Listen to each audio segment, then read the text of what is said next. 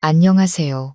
여유로운 노후 구독자 여러분. 혹시 내 것이 아닌 웨딩드레스를 입고 얼굴도 본 적 없는 남자와 결혼해야 했던 적 있으신가요? 그것도 친동생이 신랑이 가난한 막노동꾼이라는 이유로 결혼식 전날 밤 도망쳐버린 그 자리를 대신 채우기 위해서 말입니다. 제게는 바로 그런 기구한 사연이 있습니다.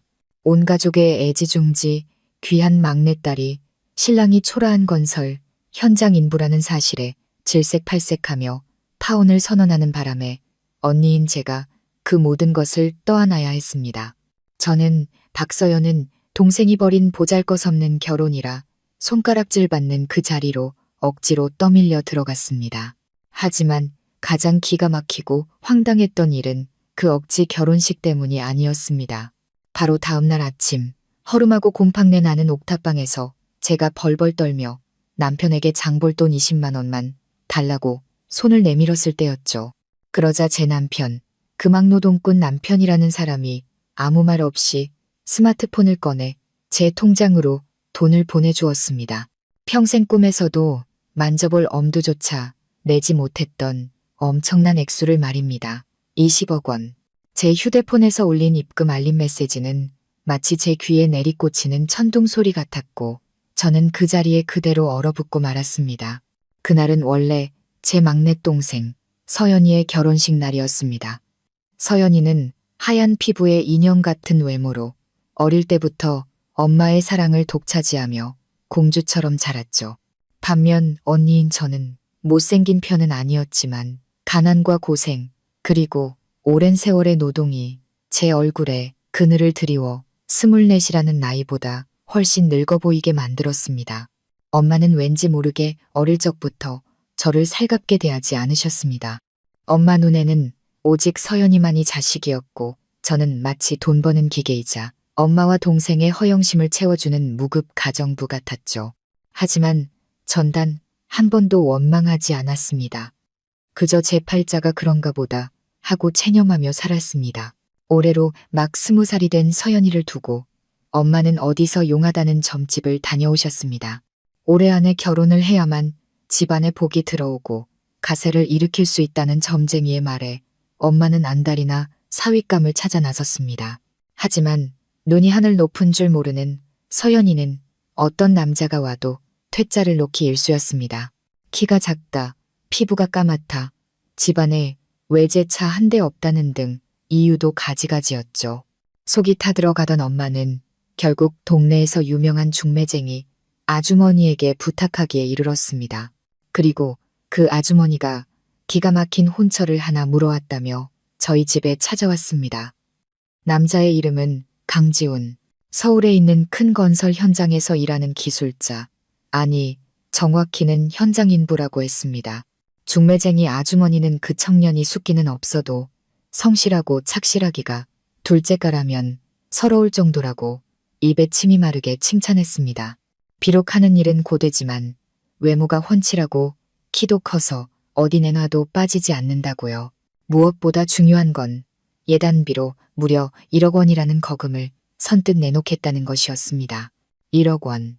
저희처럼 가난한 집안의 1억은 그야말로 전 재산과도 같은 돈이었습니다. 그 말을 들은 엄마는 눈이 번쩍 뜨여 고개를 쉴 새 없이 끄덕였습니다. 딸의 의견은 묻지도 않고 그 자리에서 바로 허락해버렸죠. 집에 돌아온 엄마는 마치 금덩이라도 주운 사람처럼 서연이에게 자랑을 늘어놓았습니다. 처음 막노동꾼이라는 말을 들었을 때 서연이는 코웃음을 치며 경멸하는 기색을 보였지만 예단비가 1억이라는 말에는 마음이 조금 흔들리는 듯했습니다. 일단 결혼하고 보자. 돈부터 받고 나면 그 뒤는 어떻게든 되겠지. 건설 현장에서 일하는 남자가 뭘 알겠어? 나중에 내가 하자는 대로 다 하게 될걸. 결국 결혼은 일사천리로 진행되었습니다. 신랑 측에서는 별다른 요구 없이 모든 걸 알아서 준비하겠다고 했습니다. 신부 측은 그저 몸만 오면 된다고 했죠. 심지어 결혼 전 얼굴 한번 보지 않고 모든 연락을 카카오톡으로만 주고받았습니다. 모든 것이 순조롭게 흘러가는 듯 했지만 비극은 결혼식 전날 밤에 터지고 말았습니다. 결혼식 준비가 모두 끝나고 하객 음식까지 예약된 상황에서 서현이는 갑자기 강지훈이라는 사람에게서 카톡 사진 한 장을 받았습니다. 아마도 미래의 아내에게 미리 얼굴을 보여주고 싶었던 모양입니다. 사진 속에는 먼지투성이 작업복을 입은 한 남자가 있었습니다. 시멘트 가루를 뒤집어 쓴 채 안전모를 쓰고 햇볕에 새까맣게 그을린 얼굴로 벽돌 더미 옆에 쭈그려 앉아 플라스틱 도시락으로 끼니를 때우는 모습이었죠. 그 사진을 본 서연이는 그대로 이성을 잃고 말았습니다. 싫어. 나 이 결혼 안 해. 이렇게 더럽고 가난뱅이 같은 남자랑 어떻게 살아. 창피해서 죽어버릴 거야. 동생은 소리를 지르며 화장대, 거울을 깨부쉈습니다. 엄마가 황급히 달려와 달래봤지만 소용없었습니다. 그날 밤 서연이는 짧은 편지 한 장만 남기고 집을 나가버렸습니다. 차라리 죽는 한이 있어도 저런 막노동꾼이랑은 결혼 못해. 엄마랑 언니가 알아서 해. 온 집안이 발칵 뒤집혔습니다. 결혼식은 코앞이고 하객들은 곧 닥칠 텐데 신부가 사라져버렸으니 말입니다. 이웃들에게 망신당하는 것도 문제였지만 예단비 1억 원을 날리게 생겼다는 사실이 엄마를 가장 고통스럽게 했습니다. 그리고 그 절망의 순간 엄마의 시선이 제게로 향했습니다. 차갑고 계산적인 눈빛이었습니다. 엄마는 저를 방으로 끌고 들어가 문을 걸어 잠그더니 갑자기 제 앞에 무릎을 꿇고 통곡하기 시작했습니다. 서연아, 내 딸아, 엄마 좀 살려다오. 이 집안 좀 살려줘. 서연이가 철없이 집을 나갔어. 이제 우리 집을 구할 수 있는 건 너뿐이야. 네가 동생 대신 웨딩드레스를 입어주면 안 되겠니? 저는 제가 들은 말을 믿을 수가 없었습니다. 단 한 번도 사랑해주지 않았던 딸에게 금지옥엽 키운 딸이 싸놓은 똥을 치우라고 강요하고 있는 것이었습니다. 하지만 엄마는 제게 거절할 기회조차 주지 않았습니다. 낳아준 은혜를 들먹이고 만약 제가 거절하면 여기서 죽어버리겠다며 협박까지 했습니다. 결국 엄마의 압박과 악어의 눈물 앞에서 저는 절망 속에 고개를 끄덕일 수밖에 없었습니다. 구독자 여러분, 이것이 바로 제 기고하고도 황당한 결혼 생활의 시작이었습니다. 과연 막노동꾼 남편은 이 사실을 눈치챘을까요? 제 결혼 생활은 앞으로 어떻게 될까요? 그리고 20억이라는 돈 뒤에 숨겨진 비밀은 과연 무엇일까요? 그 답이 궁금하시다면, 그리고 비극 속에서 행복을 찾아 나서는 제 여정에 함께하고 싶으시다면 채널 구독과 좋아요, 그리고 영상 공유를 잊지 말아주세요. 다음 이야기로 다시 찾아뵙겠습니다. 제 통장에 찍힌 20억 원이라는 숫자 앞에서 망연자실해 있을 때 제 머릿속에는 오직 한 가지 질문만이 맴돌았습니다. 왜 생판남인, 그것도 어쩔 수 없이 하룻밤 만에 남편이 된 사람이 왜 제게 이토록 엄청난 돈을 준 것일까? 하지만 처음에 충격이 가시자 또 다른 서글픔이 밀려왔습니다. 이 돈이 아무리 크다 한들 제가 겪어온 서름의 세월과 영혼 깊숙이 새겨진 상처들을 지울 수는 없을 테니까요. 제가 왜 그런 감정을 느꼈는지 이해하시려면 아마도 바람에 날리는 버들가지처럼 떠돌았던 제 인생 이야기를 들려드려야 할 것 같습니다. 저는 가난한 시골 마을에서 태어났습니다. 자매는 저와 동생 서연이 둘뿐이었죠. 왠지 모르겠지만 엄마는 어릴 적부터 저를 예뻐하지 않으셨습니다.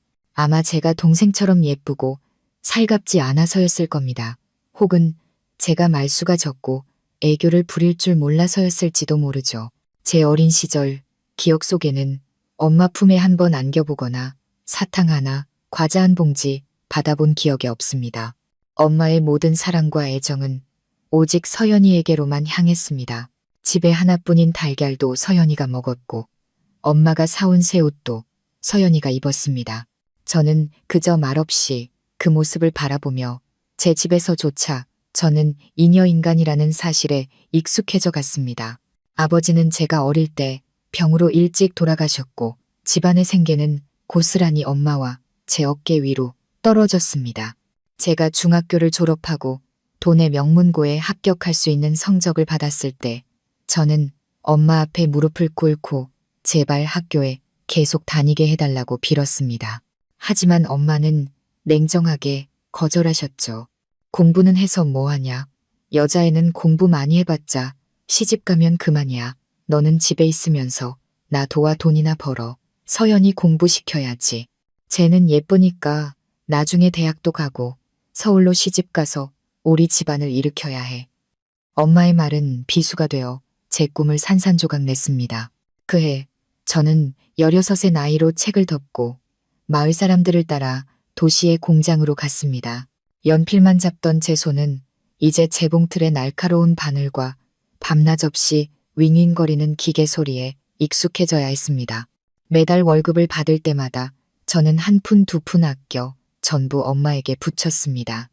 제게는 월세와 최소한의 식비를 위한 푼돈만 남겼죠. 저는 스스로를 위로했습니다. 그래, 내가 언니니까 동생을 위해 희생하는 건 당연한 거야. 제가 보낸 돈 덕분에 서연이는 부족함 없이 공부하고 예쁜 옷을 사입으며 아가씨처럼 살 수 있었습니다. 공부를 썩 잘하지는 못했지만 엄마는 돈으로 서연이를 서울에 있는 전문대학에 입학시켰습니다. 동생이 입학하던 날 저는 제 얼마 안 되는 적금을 모두 털어 통학이라도 편하게 하라며 새 스쿠터를 한 대 사주었습니다. 스쿠터를 받아든 동생은 고맙다는 말 한마디 없이 입을 삐죽이며 말했습니다. 이게 뭐야? 너무 촌스러워. 내 친구들은 다 외제차 타는데.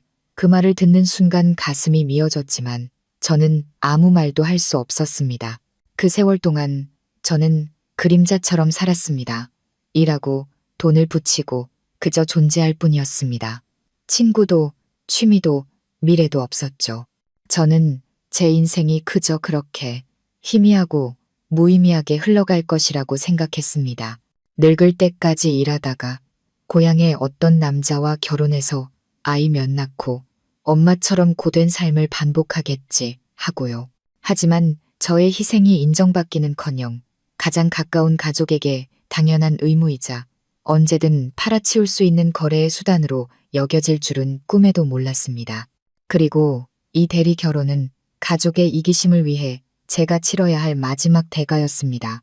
그들은 제 꿈을, 제 청춘을 앗아갔고 이제는 제 남은 인생마저 제가 원치 않는 결혼 속으로 밀어넣었습니다.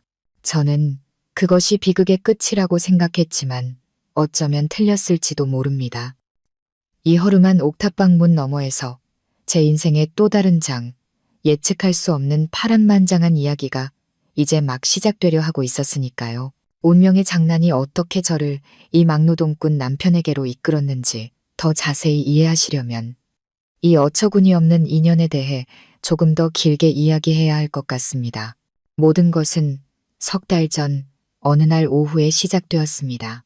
그날 제가 고된 공장 일을 마치고 지친 몸을 이끌고 집에 돌아왔을 때 엄마가 낯선 아주머니와 이야기를 나누고 있었습니다.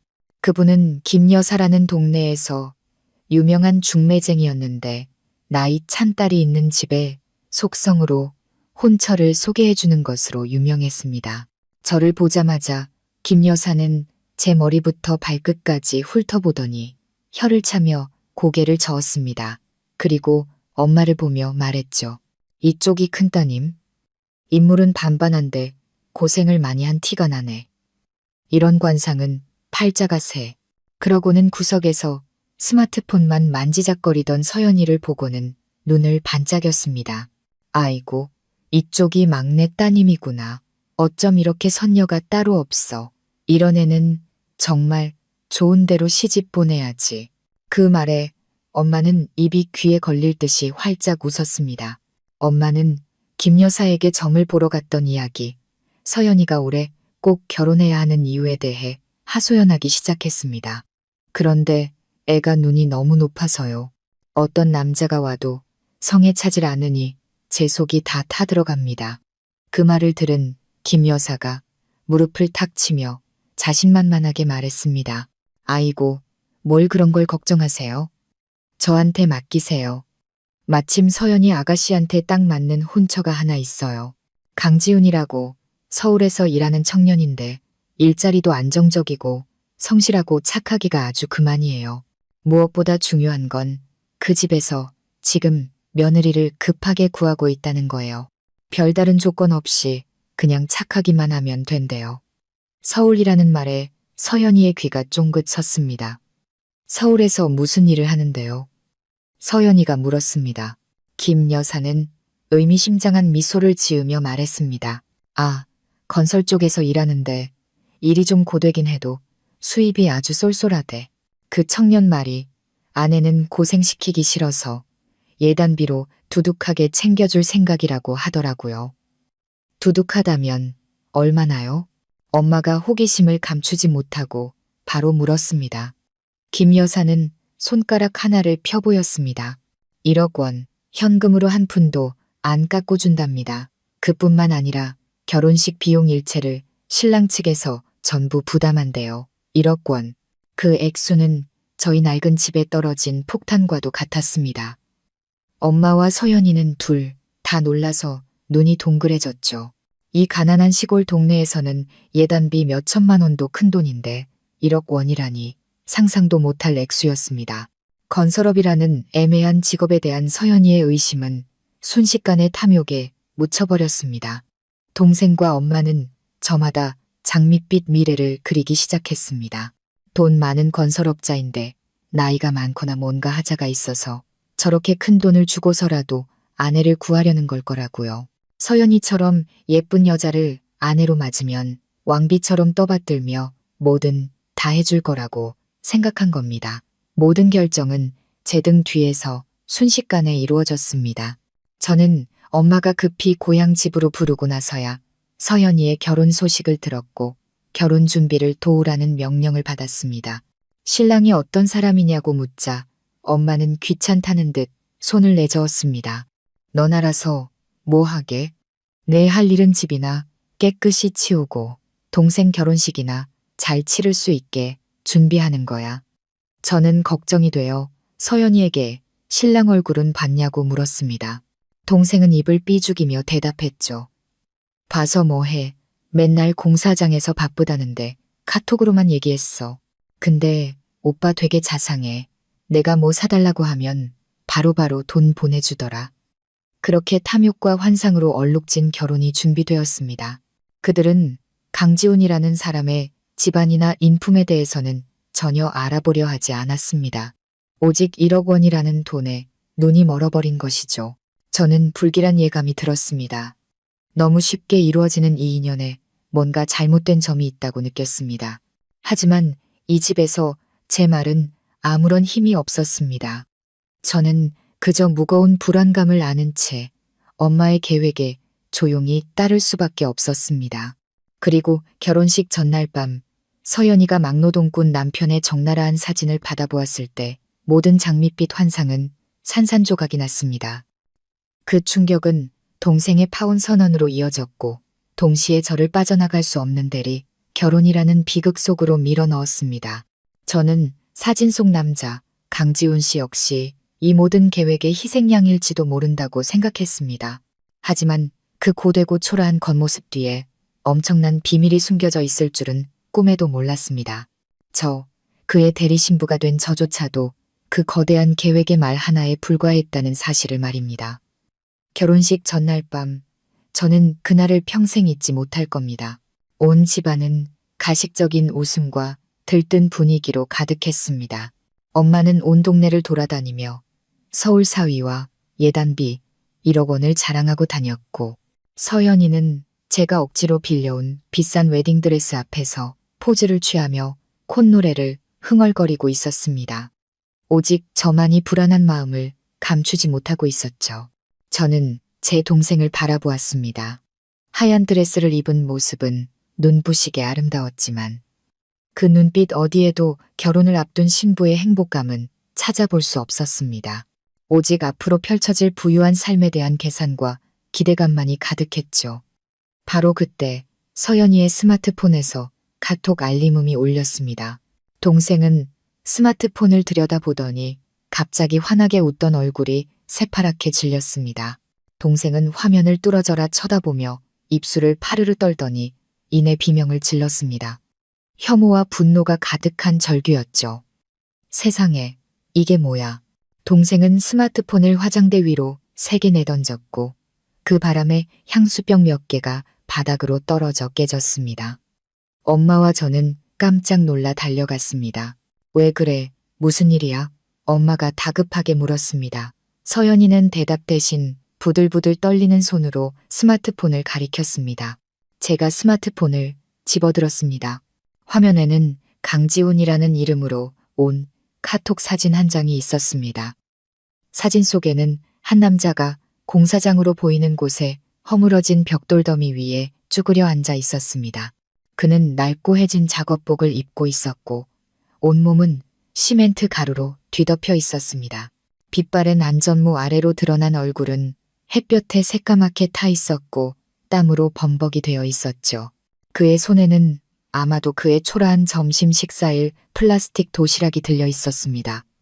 사진 아래에는 이런 메시지가 적혀 있었죠. 점심시간에 잠깐 쉬면서 사진 보내요. 우리 내일 만나요. 자기. 저는 숨을 멈췄습니다. 이 사람이 강지훈 씨라고? 엄마와 서연이가 그토록 상상했던 돈 많은 건설업자가? 그는 그저 말 그대로 막노동꾼이었습니다. 외모가 흉측한 것은 아니었습니다. 오히려 다부지고 남자다운 구석도 있었죠. 하지만 가난과 고단함이 너무나도 선명하게 드러나 있었습니다. 저는 힐끗 엄마를 쳐다봤습니다. 엄마의 얼굴도 이미 백지장처럼 하얗게 질려 있었습니다. 엄마는 더듬거리며 말했습니다. 뭐가 잘못된 거 아니야. 혹시 장난치는 거 아닐까? 장난? 엄마 눈엔 이게 장난으로 보여? 서연이가 눈물을 터뜨리며 소리쳤습니다. 사기야. 전부 다 사기였어. 가난뱅이 막노동꾼 주제에 감히 나를 속여. 나 결혼 안 해. 차라리 죽으면 죽었지. 이런 남자랑은 절대로 결혼 못 해. 창피해서 어떻게 살아. 친구들이 알면 내 얼굴을 어떻게 들고 다녀. 동생은 울부짖으며 물건을 부수고 옷과 화장품을 집어 던지기 시작했습니다. 엄마가 황급히 동생을 껴안고 달랬습니다. 진정해, 딸, 진정해. 엄마가 김 여사한테 전화해서 똑똑히 물어볼게. 하지만 서연이는 아무것도 들리지 않는 듯 했습니다. 동생은 엄마를 밀치고 충혈된 눈으로 저를 쏘아보았습니다. 마치 이 모든 일이 제 탓이라는 듯 증오와 질투가 가득한 눈빛이었습니다. 다 언니 때문이야. 언니 팔자가 드세서 나한테까지 옮았잖아. 원래 저런 막노동꾼이랑 결혼해야 할 사람은 언니였어. 내가 아니라. 동생은 제 얼굴에 대고 악을 썼습니다. 저는 그 자리에 얼어붙은 채 어찌할 바를 몰랐습니다. 동생의 말은 칼이 되어 제 심장을 찔렀습니다. 저는 동생을 위해 모든 것을 희생했습니다. 그런데 이제 와서 저를 저주하다니. 그날 밤 저희 집은 아무도 잠들지 못했습니다. 엄마는 밤새도록 김 여사에게 전화를 걸었지만 연락이 닿지 않았습니다. 서연이는 방에 틀어박혀 밤새도록 울고 물건을 부쉈습니다. 그리고 저는 텅 빈 마음으로 부엌 구석에 홀로 앉아 있었습니다. 제 신세가 처량하기도 했지만 한편으로는 조금 통쾌한 마음도 들었습니다. 어쩌면 이것이 엄마와 동생의 탐욕과 허상에 대한 벌일지도 모른다고 생각했죠. 하지만 그들의 비극이 또다시 제 머리 위로 쏟아질 줄은 상상도 못했습니다. 다음 날 아침 신랑 측에서 신부를 데리러 오기 불과 몇 시간 전 엄마가 서연이의 방문을 부수고 들어갔을 때 동생은 이미 사라지고 없었습니다. 책상 위에는 분노로 휘갈겨 쓴 짧은 쪽지 하나만 덩그러니 놓여 있었습니다. 나 갈게. 길바닥에서 굶어 죽는 한이 있어도 막노동꾼이랑은 결혼 안 해. 다신 찾지 마. 그 결혼 엄마랑 언니가 알아서 처리해. 온 집안이 얼어붙었습니다. 엄마는 바닥에 주저앉아 소리 없는 눈물을 흘렸습니다. 음식은 이미 주문했고 하객들은 초대했으며 예단비 1억 원도 집을 꾸미고 살림을 장만하는데 거의 다 써버린 상태였습니다. 이제 와서 신부가 도망쳤으니 온 동네에 망신을 당하는 것은 물론이고 신랑 측에 위약금을 물어주고 예단비까지 돌려줘야 할 판이었습니다. 그 절망과 혼란의 순간 엄마가 문득 고개를 들어 저를 바라보았습니다. 저는 그때 엄마의 눈빛을 평생 잊을 수 없을 겁니다. 그것은 어머니의 눈빛이 아니었습니다. 물에 빠져 죽어가는 사람이 마지막 지푸라기라도 잡으려는 필사적인 몸부림이었습니다. 그리고 그 지푸라기는 다름 아닌 바로 저였습니다. 제 인생 가장 비극적인 연극, 희생과 맞바꿈의 막이 오르려 하고 있었습니다. 그 순간 집안은 죽음 같은 정적에 휩싸였습니다. 오직 엄마의 애처로운 흐느낌만이 간간히 들려올 뿐이었습니다. 엄마는 서연이가 남긴 쪽지 옆에 주저앉아 있었습니다. 그 모습이 참으로 처량해 보였습니다. 하지만 저는 알고 있었습니다. 엄마의 눈물은 철없이 집을 나간 딸을 걱정해서 흘리는 눈물이 아니라는 것을. 엄마는 자신의 손실을 슬퍼하고 있었습니다. 이웃들에게 당할 창피함, 그리고 무엇보다 1억 원이라는 예단비를 잃게 될 것을 슬퍼하며 울고 있었습니다. 한참을 울던 엄마는 고개를 들었습니다. 충혈된 두 눈으로 저를 뚫어져라 쳐다보았죠. 서연아. 엄마는 쉬어버린 목소리로 제 이름을 불렀습니다. 저는 방구석에 서서 불길한 예감을 느끼며 아무 말 없이 엄마를 바라보았습니다. 엄마는 비틀거리며 일어나 무거운 발걸음으로 제게 다가왔습니다. 그리고 제가 경악하는 순간 엄마는 갑자기 제 앞에 무릎을 꿇고 제 다리를 붙잡았습니다. 서연아, 내 딸아, 엄마 좀 살려줘. 이 집안 좀 구해다오. 엄마는 눈물 콧물을 쏟아내며 울부짖었습니다. 서연이가 철없이 집을 나갔어. 이제 하객들은 곧 들이닥치고 신랑 측에서도 올 텐데 신부가 없으면 우리 집안 망신은 어떡하니. 사람들이 나보고 돈에 눈이 멀어서 사기당했다고 손가락질할 거야. 엄마는 그렇게는 못 살아, 서연아. 저는 얼어붙은 채 엄마를 일으키려 했지만 소용없었습니다. 엄마는 제 다리를 꽉 붙잡고 애원했습니다. 서연아, 이번 한 번만 엄마 좀 살려줘. 엄마 부탁이야. 네가 서연이 대신 웨딩드레스를 입고 시집을 가주면 안 되겠니? 그 제안은 어렴풋이 예상하고 있었지만 막상 엄마의 입에서 직접 들으니 머리를 망치로 한 대 맞은 듯한 충격이었습니다. 지금 무슨 말을 하는 건가? 단 한 번도 자식으로 인정해주지 않았던 딸에게 금지옥엽 키운 딸이 저지른 잘못의 희생양이 되라고 그 뒷감당을 하라고 강요하고 있는 것이었습니다. 엄마, 미쳤어요? 저는 소리치며 엄마의 손에서 벗어나려 애썼습니다. 제가 어떻게 그래요? 얼굴도 한 번 본 적 없는 사람이랑요. 그리고 이건 서연이 결혼식이잖아요. 제 결혼식이 아니라 안 미쳤어.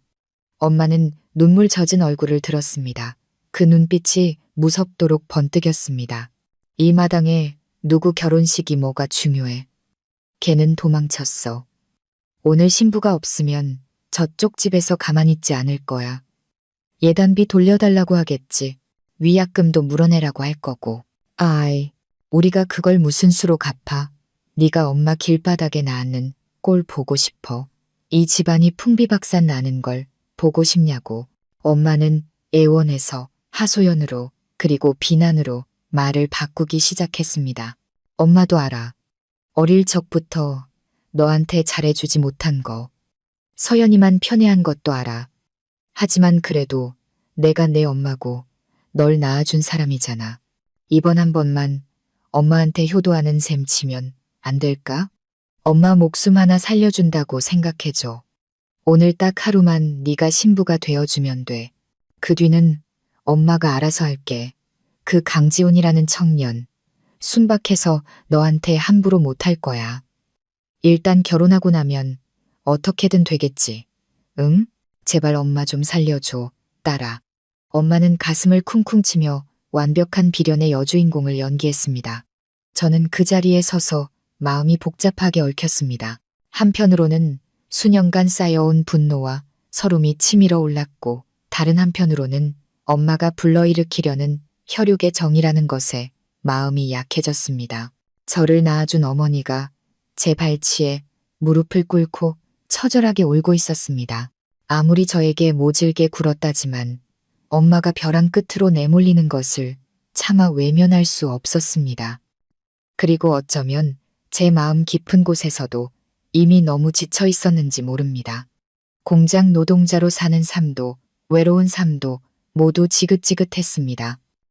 어쩌면 결혼이라는 것, 비록 막노동꾼 남편일지라도 그것이 하나의 탈출구가 될 수 있지 않을까 하는 생각마저 들었습니다. 쓰디쓴 탈출구지만 적어도 변화이긴 하니까요.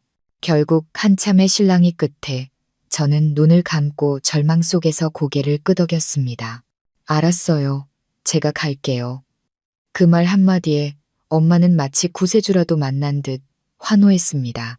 엄마는 황급히 일어나 눈물을 닦고는 방금 전까지 비통해하던 얼굴은 온데간데 없이 재빨리 저를 서연히 방으로 끌고 갔습니다. 방에는 새하얀 웨딩드레스가 아직 걸려 있었습니다.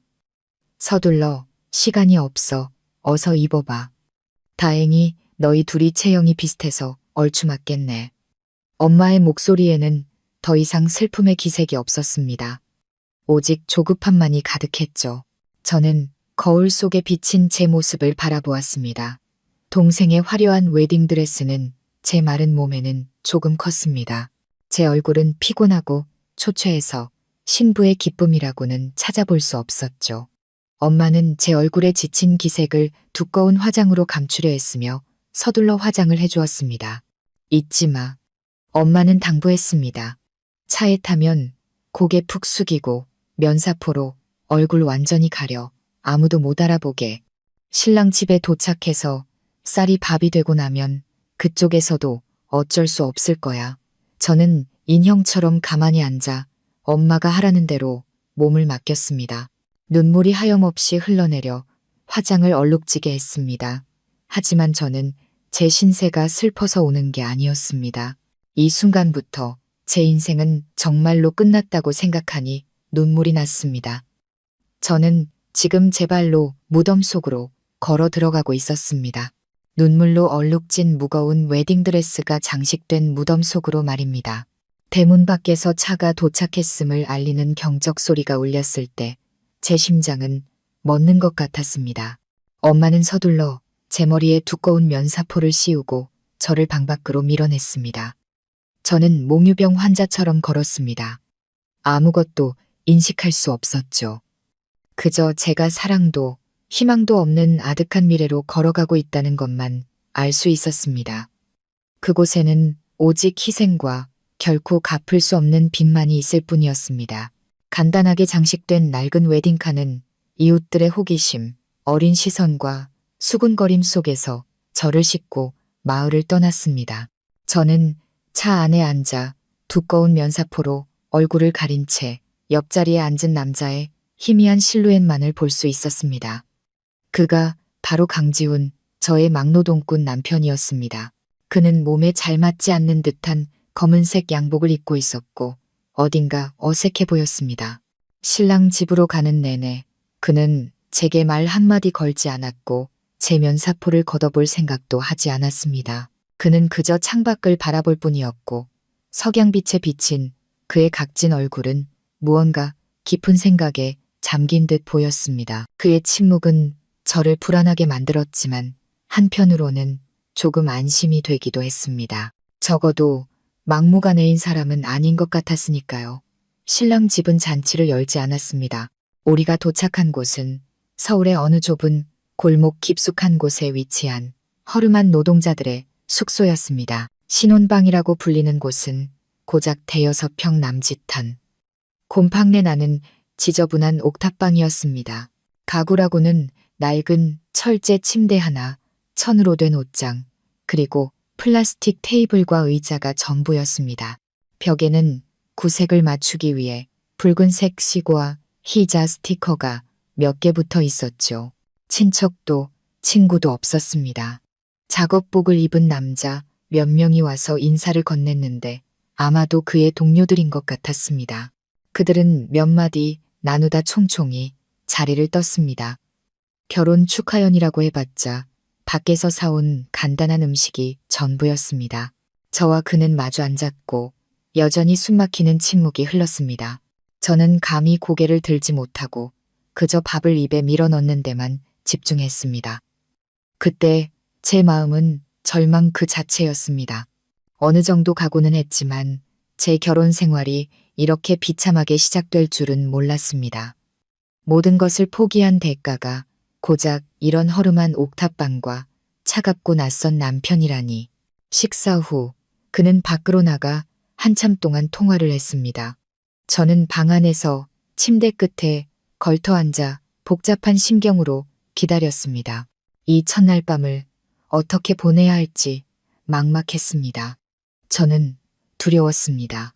그가 남편으로서의 권리를 요구하고 저를 강요할까봐 두려웠습니다. 어쨌든 저는 명목상 그의 아내였으니까요. 얼마 후 그가 돌아왔습니다. 그는 저를 쳐다보지도 않고 묵묵히 옷장에서 얇은 요와 이불을 꺼냈습니다. 그리고 제가 놀라서 쳐다보는 가운데 그는 그 요를 차가운 방바닥 구석에 깔았습니다. 침대에서 자요. 그가 말했습니다. 목소리에는 아무런 감정이 실려 있지 않았습니다. 나는 바닥에서 잘 테니. 저는 당황했습니다. 아니, 왜 낯선 사람이랑 한 침대에서 자는 거 익숙하지 않아서. 그는 제 말을 잘랐습니다. 목소리는 여전히 차가웠습니다. 그는 제 쪽으로 몸을 돌렸습니다. 방 안의 희미한 백열등 아래에서 저는 비로소 그의 얼굴을 제대로 볼 수 있었습니다. 그는 사진에서처럼 흉하거나 시커멓지 않았습니다. 오히려 아주 남자답게 생긴 얼굴에 깊은 눈매와 날카로운 눈빛을 가지고 있었습니다. 그는 저를 꿰뚫어 보듯 쳐다보았습니다. 당신 박서연 씨가 아니라는 거 압니다. 그의 말은 제 귀에 내리꽂히는 천둥 소리 같았습니다. 저는 그 자리에 얼어붙어 몸이 굳어버렸습니다. 어떻게 아셨어요?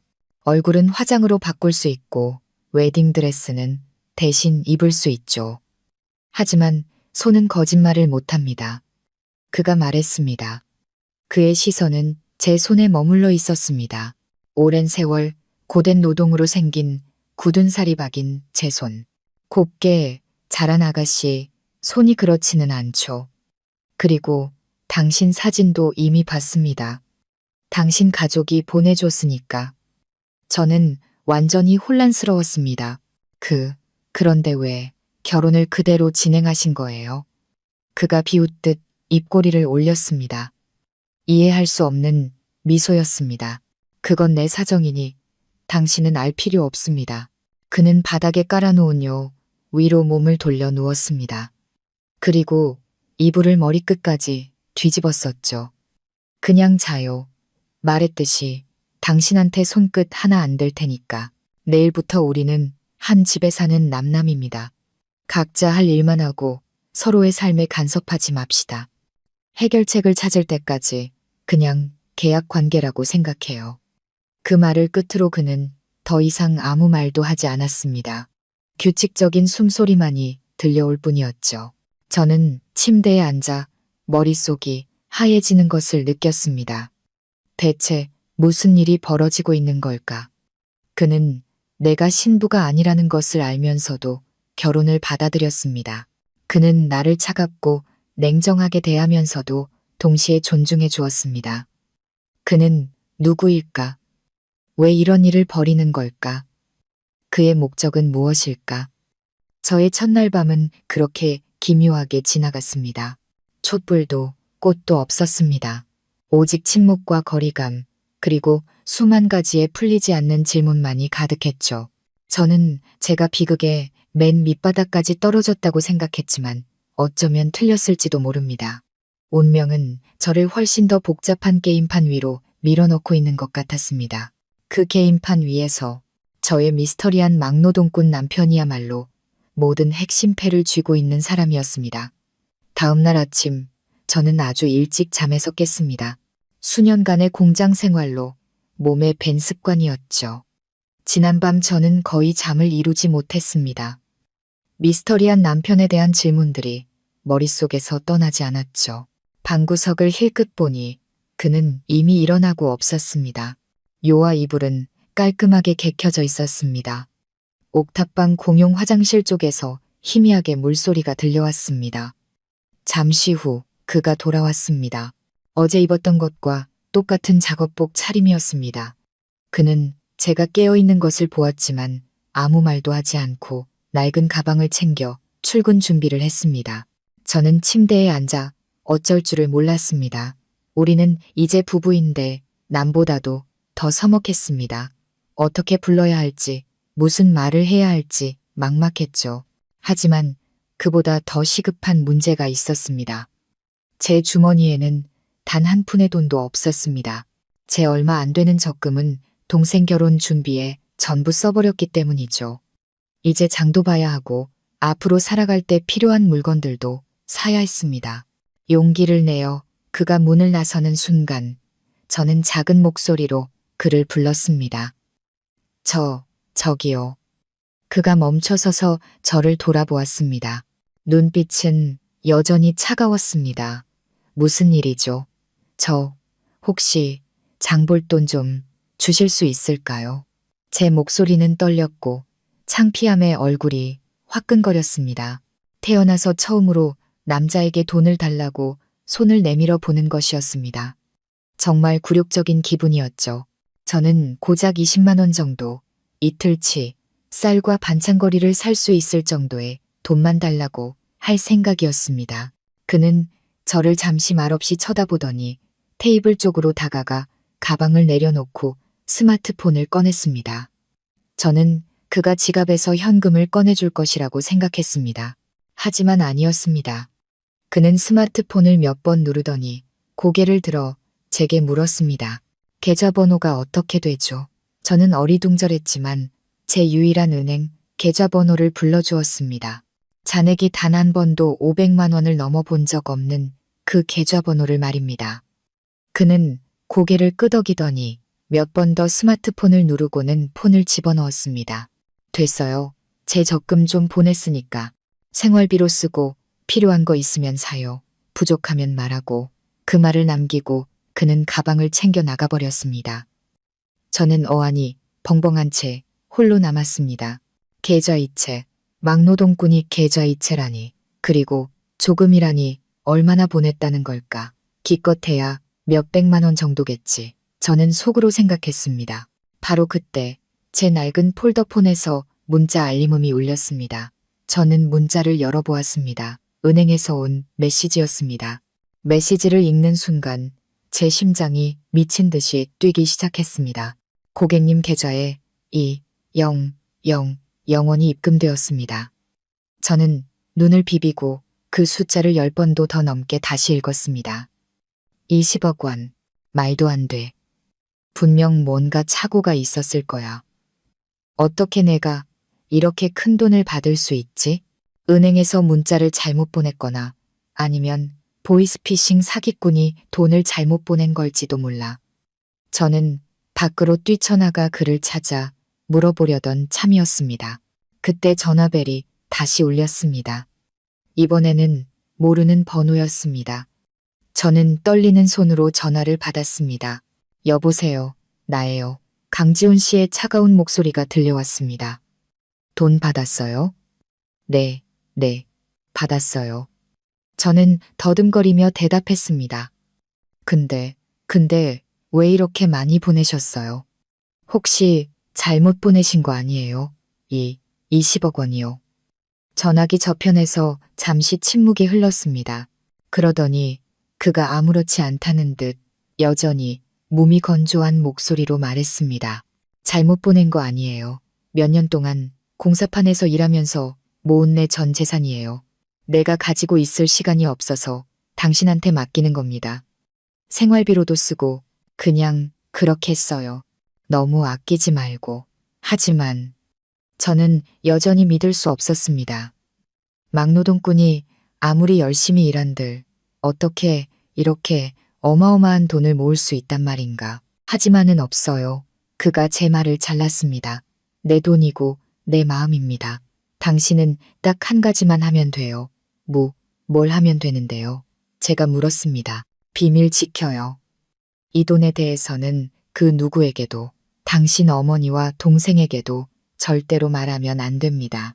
우리는 그냥 이 옥탑방에서 가난하게 사는 부부인 척 하는 거예요. 알겠어요? 네, 알겠습니다. 저는 기계적으로 대답했습니다. 좋아요. 그럼 일하러 갑니다. 그는 전화를 끊었습니다. 저는 20억 원이라는 비밀과 함께 옥탑방에 홀로 남겨졌습니다.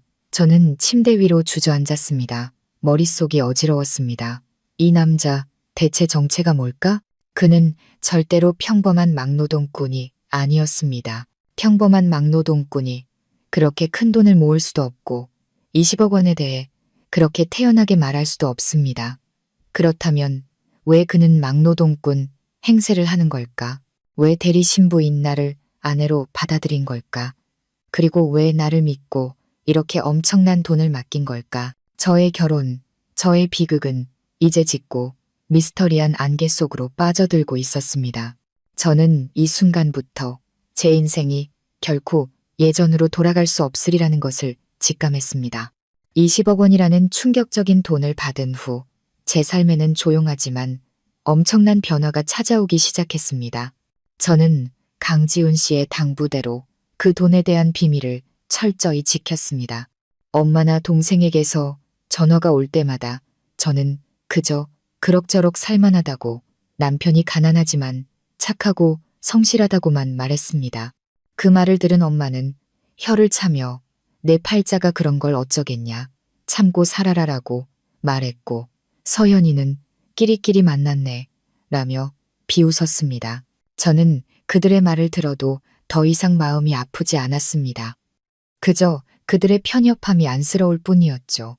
저와 강지훈 씨의 옥탑방 생활은 여전히 기묘하게 흘러갔습니다. 우리는 여전히 한 지붕 아래 사는 타인 같았습니다. 그는 바닥에서, 저는 침대에서 잤습니다. 매일 아침 그는 낡은 작업복을 입고 이른 새벽에 일을 나갔다가 해가 저물어서야 돌아왔습니다. 그는 말이 없고 냉정했으며 제게 먼저 말을 거는 법이 거의 없었습니다.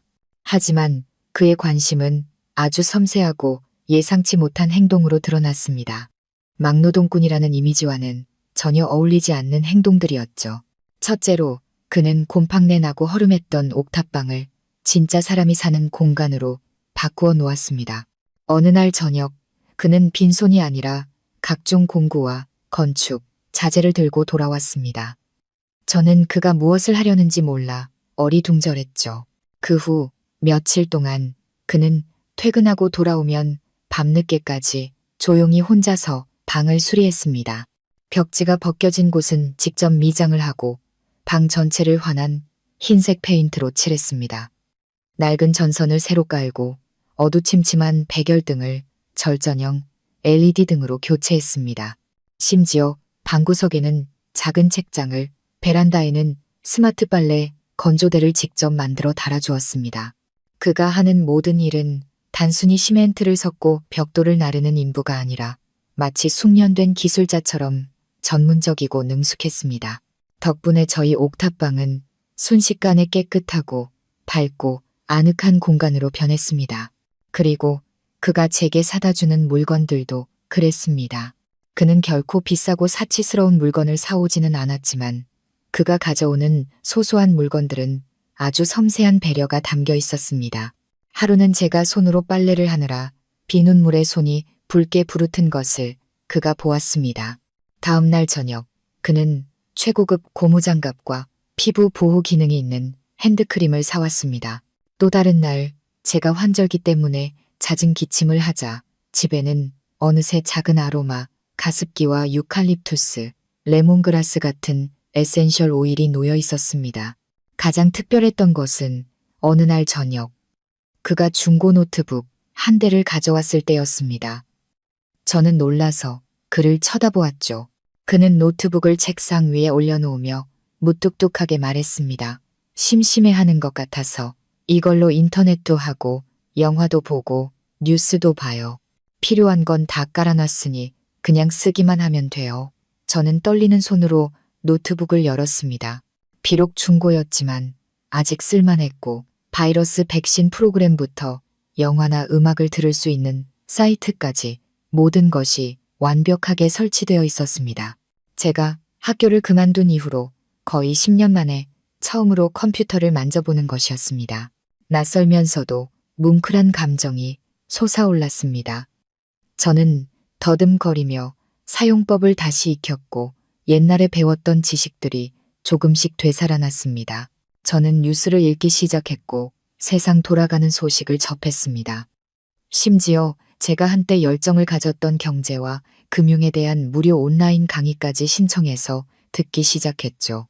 그 낡은 중고 노트북은 제게 새로운 세상으로 통하는 창을 열어주었습니다. 세상과 다시 연결되게 해주었고 무엇보다 잃어버렸던 제 자신의 일부를 되찾게 해주었습니다. 강지훈 씨는 여전히 차가웠지만 그의 배려는 결코 차갑지 않았습니다. 그는 제 과거에 대해, 제가 왜 동생 대신 시집을 와야 했는지에 대해 단 한 번도 묻지 않았습니다. 또한 제게 어떤 것도 요구하지 않았죠. 저녁 식사 때 제가 무엇을 차리든 그는 말없이 다 먹었고 단 한 번도 불평한 적이 없었습니다. 심지어 매번 식사가 끝나면 그가 먼저 나서서 설거지를 했습니다. 그는 말했죠. 당신이 밥 했으니까 설거지는 내가 할게요. 같이 사는 거니까 나눠서 해야죠. 나눠서 한다는 말이 그의 입에서 어찌나 자연스럽게 나오던지요. 집안일은 여자의 몫이라고 생각하는 저희 고향 남자들과는 완전히 다른 사고방식이었습니다. 그의 겉모습과 실제 모습 사이의 간극은 날이 갈수록 저를 더욱 궁금하고 혼란스럽게 만들었습니다. 그는 누구일까? 막노동꾼이 컴퓨터에 대해 알고 아로마 오일에 대해 알고 이렇게 섬세하게 여자를 배려할 수 있을까?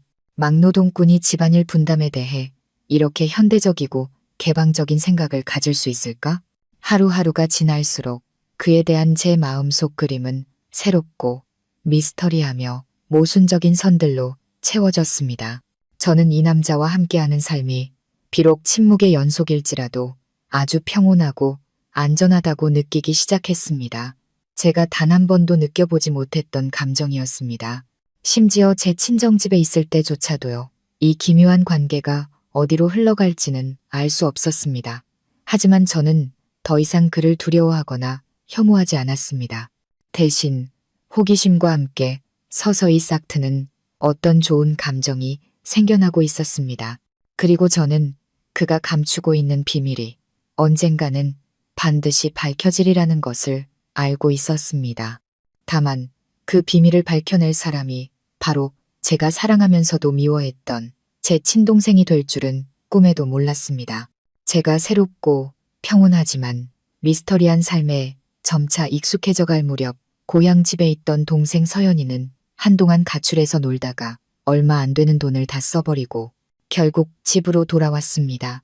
동생은 초라한 몰골로 돌아왔고 예전에 도도하고 화려했던 모습은 온데간데 없었습니다.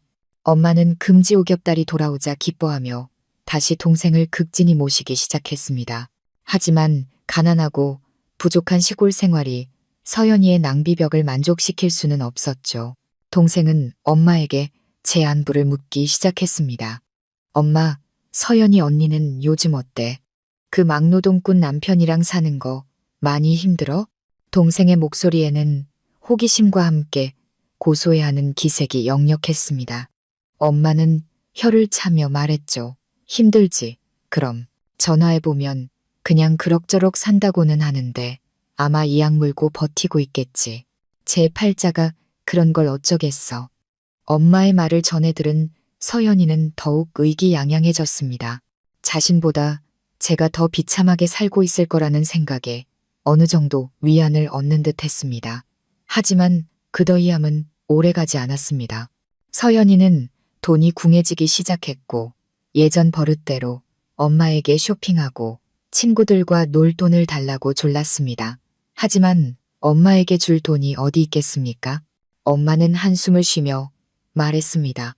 네가 그때 강지훈이랑 결혼했으면 지금쯤 얼마나 좋았겠니? 적어도 그 집에서 예단비로 1억은 받았을 텐데. 엄마의 그 말은 서연이의 호기심과 탐욕에 불을 지폈습니다. 동생은 생각하기 시작했습니다. 혹시 그 막노동꾼이 내가 생각하는 것처럼 가난하지 않은 건 아닐까? 혹시 언니가 나 몰래 혼자서 호의호식하고 있는 건 아닐까? 그런 생각을 품은 서연이는 직접 언니를 보러 서울에 올라가기로 결심했습니다. 미리 연락도 하지 않았습니다. 불시에 찾아가서 제가 얼마나 비참하게 살고 있는지 제 두 눈으로 직접 확인하고 싶었던 겁니다. 그날 아침 동생은 이른 차를 타고 엄마가 알려준 옥탑방 주소로 찾아왔습니다. 허름하고 곰팡내 나는 옥탑방 건물 앞에 서서 저의 초라한 방을 본 동생은 실소를 터뜨렸습니다. 역시 쥐구멍 같은 데서 살고 있네. 괜한 걱정을 했군. 동생은 속으로 생각했습니다. 동생은 문을 두드리지 않고 밖에서 한참을 기다렸습니다. 뭔가 재미있는 구경거리가 생길지도 모른다고 생각한 거죠. 바로 그때 제가 장바구니를 들고 시장에 가려고 집 밖으로 나왔습니다. 저는 평범한 홈웨어 차림이었고 옥탑방 동네에 다른 평범한 주부들과 다를 바 없는 모습이었습니다. 서연이는 자신의 추측이 맞았다고 확신했습니다. 이제 다가가서 비웃어주고 돌아갈 셈이었습니다. 하지만 제가 문을 열고 나오다 동생을 발견하고는 깜짝 놀랐습니다. 동생이 집을 나간 이후로 단 한 번도 연락이 없었기 때문이죠. 저는 동생을 방으로 데리고 들어가 그동안 어디에 있었냐고 물었습니다. 서연이는 갑자기 울음을 터뜨리며 제게 용서를 빌었습니다. 자기가 철이 없었다고, 자기는 아직 젊고 창창한데 막노동꾼 옆에서 인생을 썩힐 수 없어서 어쩔 수 없이 저에게 떠넘겼다고 말입니다. 저는 더 이상 동생을 원망하지 않았습니다. 이 모든 것이 하늘이 정해준 제 운명이라고 생각하기로 했으니까요. 저는 동생에게 잠시 쉬고 있으라고 하고 점심이라도 차려주기 위해 시장에 다녀오겠다고 했습니다. 그런데 제가 스마트폰을 두고 나간 것이 화근이었습니다. 갑자기 카톡 알림음이 울렸고 그것은 은행의 잔액 변동 알림 메시지였습니다. 제가 투자한 펀드 중 하나에서 매일 들어오는 수익금 알림이었죠. 서연이는 제 스마트폰을 집어들었습니다. 그리고 화면에 뜬 숫자를 보고는 제 눈을 의심했습니다. 0이 여러 개 붙어 있는 그 숫자는 결코 잘못 볼 수 없는 액수였습니다. 계좌 잔액 20억 원 이상. 서연이는 마치 전기에 감전된 듯한 충격을 받았습니다. 어떻게 이럴 수가 있지? 이런 허름한 옥탑방에 사는 내 시골뜨기 언니가 어떻게 이렇게 엄청난 돈을 가지고 있을 수 있지? 분명 뭔가 잘못됐어. 아니면 그 막노동꾼 남편. 분명 그 사람 돈일 거야. 그는 겉모습과 달리 가난하지 않았어. 그는 숨겨진 재벌이었고 내 언니 박서연이 그 횡재를 가로챈 거야. 질투와 분노. 그리고 탐욕이 맹렬하게 타올라 서연이의 남은 이성을 모두 불태워버렸습니다. 동생은 더 이상 아무 생각도 할 수 없었습니다. 머릿속에는 오직 한 가지 생각뿐이었습니다. 속았다. 나는 내 손으로 로또 1등 당첨 복권을 찢어버린 거야. 저 촌스럽고 못생긴 언니가 원래 내 것이었어야 할 돈 많은 남편을 낚아챈 거야. 동생은 그 자리에 앉아 두 손을 꽉 움켜쥐었습니다. 손톱이살을 파고들어 피가 맺힐 정도였죠. 시장 쪽으로 걸어가는 제 뒷모습을 바라보는 동생의 눈빛은 분노로 붉게 충혈되어 있었습니다. 더 이상 예전에 도도하고 새침했던 서연이가 아니었습니다. 먹이를 빼앗긴 상처 입은 맹수, 누구든 자신의 것을 빼앗아간 상대를 물어뜯을 준비가 된 맹수로 변해 있었습니다. 동생은 황급히 자신의 스마트폰을 꺼내 익숙한 번호를 눌렀습니다. 엄마, 우리 속았어. 서연이 언니가 내 남편을 쉬어갔어. 엄마가 내 억울함 좀 풀어줘. 그 운명적인 알림음은 비밀의 일부를 공식적으로 드러냈고 동시에 새로운 폭풍우를 예고하는 종소리였습니다. 조용했던 제 삶에 뻔뻔하고 기가 막힌 쟁탈전이 곧 들이닥칠 것이었습니다. 서연이의 울분 섞인 전화를 받은 엄마는 그야말로 발등에 불이 떨어진 듯 했습니다. 남편을 쉬어갔다. 부자였다. 그 단어들이 엄마의 머릿속을 헤집어 놓았고 처음의 의심은 곧 확신으로 변했습니다. 엄마는 딸의 말에 담긴 비논리적인 부분은 전혀 생각하지 않았습니다. 자신이 직접 저에게 동생 대신 시집을 가라고 강요했던 사실도 까맣게 잊어버렸죠. 엄마의 머릿속에는 오직 한 가지 생각뿐이었습니다. 우리가 속았다. 내가 가장 사랑하는 딸이 내가 가장 무시했던 딸에게 엄청난 횡재를 빼앗겼다. 탐욕과 뿌리 깊은 편애는 엄마의 모든 이성을 마비시켰습니다. 엄마는 더 이상 가만히 있을 수 없었습니다. 서울로 올라가서 서연이의 권리를 되찾아와야 했습니다. 다음 날 아침 급조된 연극이 시작되었습니다. 엄마는 첫 차를 타고 서울로 올라왔고 서연이는 일부러 낙고해진 옷을 입고 화장기 없는 얼굴을 더욱 초췌하게 만들어 나타났습니다.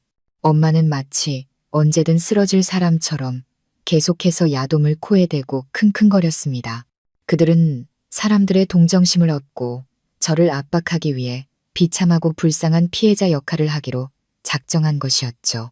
엄마가 옥탑방에 도착했을 때 저는 점심을 준비하고 있었습니다. 문을 거칠게 두드리는 소리에 나가보니 엄마가 서 있었습니다. 저는 상상도 못한 엄마의 모습에 그 자리에 얼어붙었습니다. 제가 미처 말 한마디 꺼내기도 전에 엄마는 달려들어 저를 껴안았습니다. 하지만 그것은 사랑의 포옹이 아니었습니다. 엄마는 제 팔을 꼬집으며 마치 연극 무대에 선 배우처럼 울부짖기 시작했습니다. 서연아, 아이고 서연아, 네가 어떻게 네 동생이랑 이 엄마한테 이럴 수가 있니? 네 동생이 너무 불쌍해. 서연아, 네가 동생 대신 시집간 날부터 걔는 죄책감에 하루도 편히 잠 못 자고 밥도 못 먹었어. 그렇게 집 나가서 고생하다가 이제야 겨우 돌아왔는데 엄마는 등 뒤에 서서 고개를 숙이고 어깨를 들썩이며 완벽한 불쌍한 소녀 연기를 하고 있는 서연이를 가리키며 말했습니다. 저는 그 자리에 못 박힌 듯 서서 대체 무슨 일이 벌어지고 있는지 이해할 수 없었습니다. 엄마, 무슨 말이에요? 서연이가 돌아왔으면 잘된 일이잖아요. 잘 돼. 뭐가 잘 돼. 엄마가 제 말을 자르며 날카롭게 소리쳤습니다. 걔가 돌아왔으면 네가 이제 남편을 돌려줘야지. 이 결혼은 원래 서연이 것이었고 강지훈 씨도 서연이 남편이었어. 동생이 철없이 하루 집 나갔다고 네가 감히 동생 행복을 가로채. 너도 사람이니? 저는 그 자리에 얼어붙었습니다. 남편을 돌려줘라. 행복을 가로챘다. 엄마의 입에서 나온 그 단어들이 어찌나 뻔뻔하고 황당하게 들리던지요. 엄마는 흑백을 뒤집어 희생자였던 저를 가해자이자 배신자로 만들고 있었습니다. 엄마, 지금 무슨 말을 하는 거예요? 저는 목소리를 낮게 깔았습니다. 제 인내심이 바닥나기 시작했습니다. 엄마가 저한테 강지훈 씨랑 결혼하라고 강요했잖아요. 서연이 대신 가라고. 그런데 이제 와서 제가 동생 남편을 쉬어갔다고요? 내가 언제? 엄마는 눈을 희번덕거리며 딱 잡아댔습니다. 다 너 때문이야. 네가 그 집이 부자인 거 알고 무슨 주술이라도 부려서 그 남자를 홀리고 재산을 가로챈 거 아니야?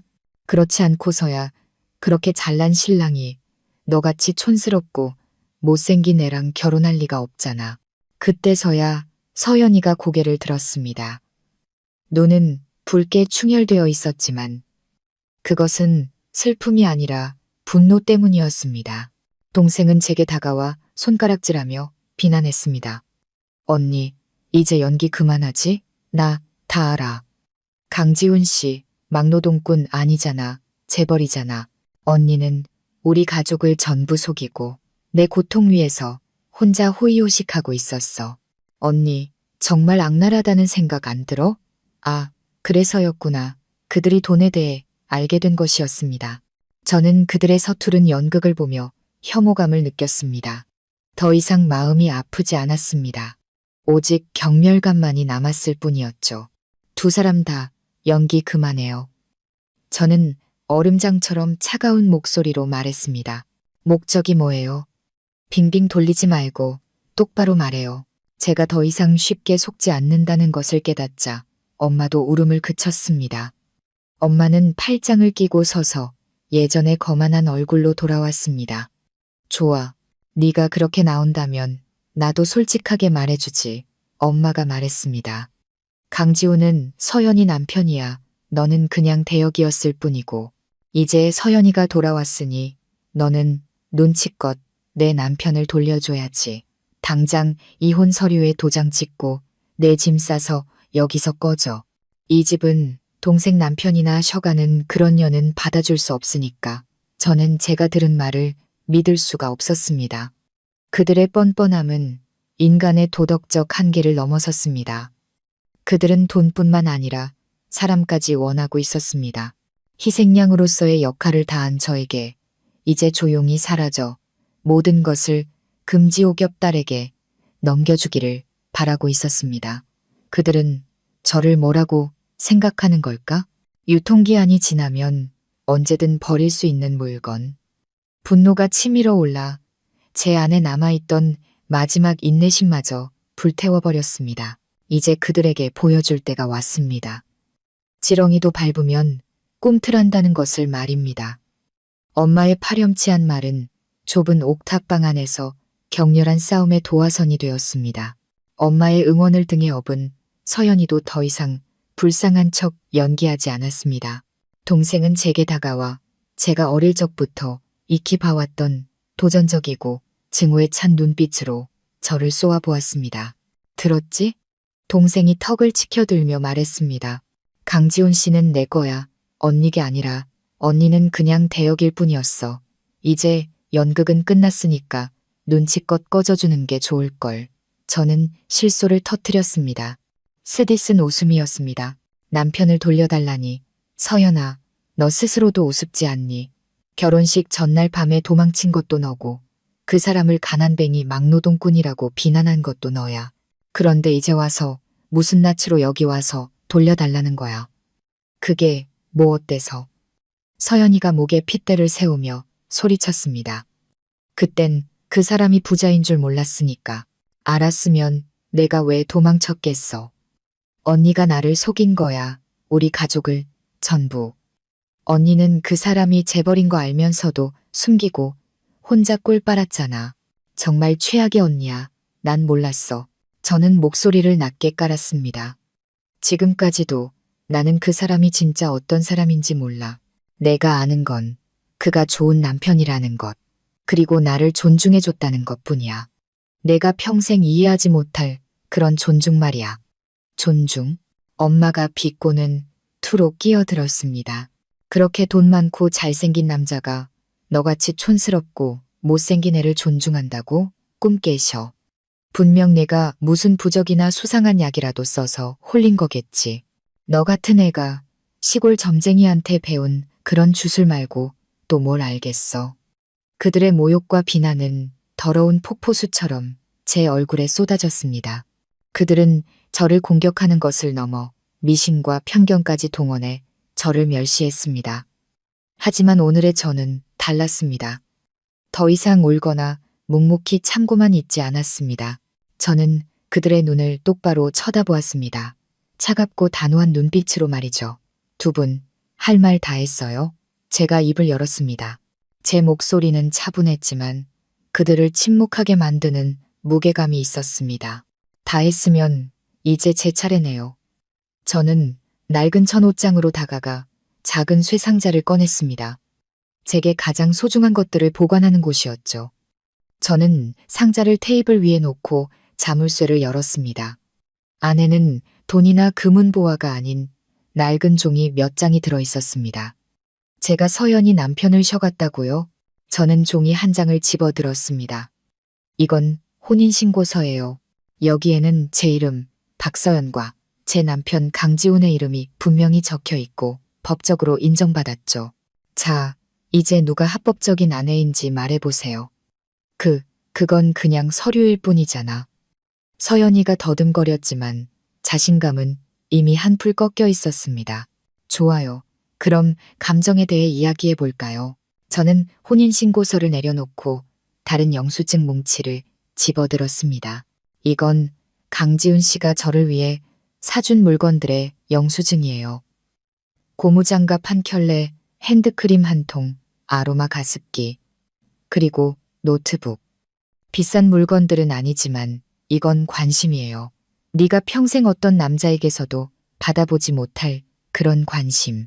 왜냐하면 너는 물질적인 것만 요구할 줄 알지. 그는 내 건강과 내 정신적인 삶까지 신경 써줬거든.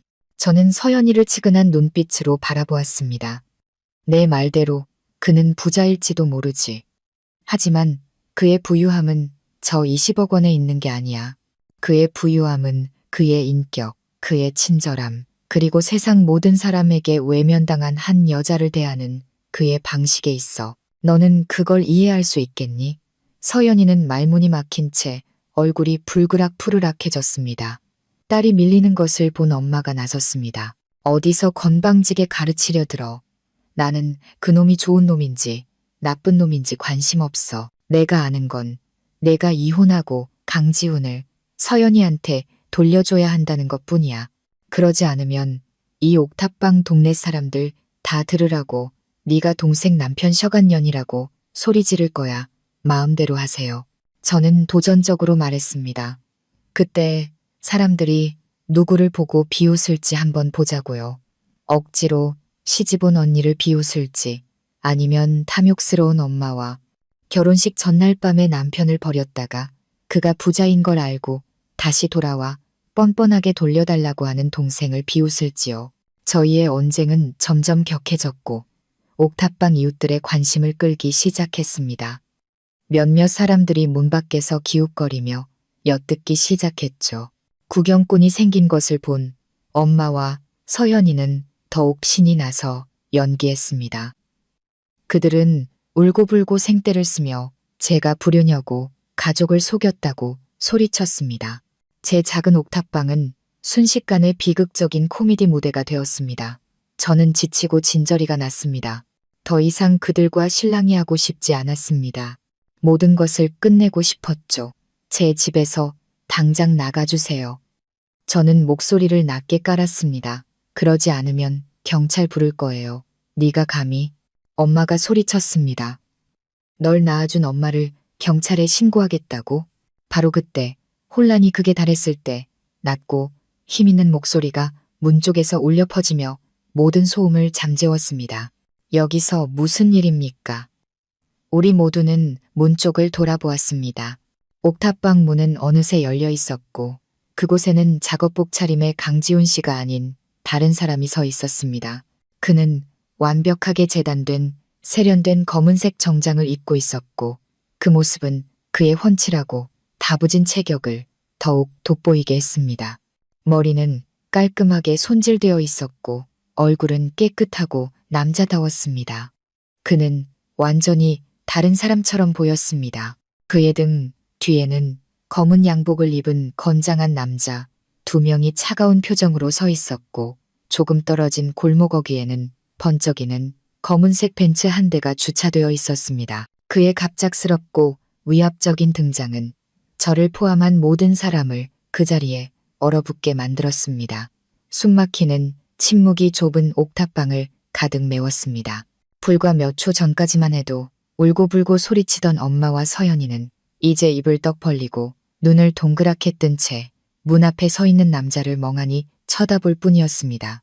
그들이 경멸하던 흙먼지 투성이의 촌스러운 막노동꾼이 어떻게 이렇게 세련되고 품이 있으며 고귀한 분위기를 풍기는 남자로 변신할 수 있는지 그들은 믿을 수 없었습니다.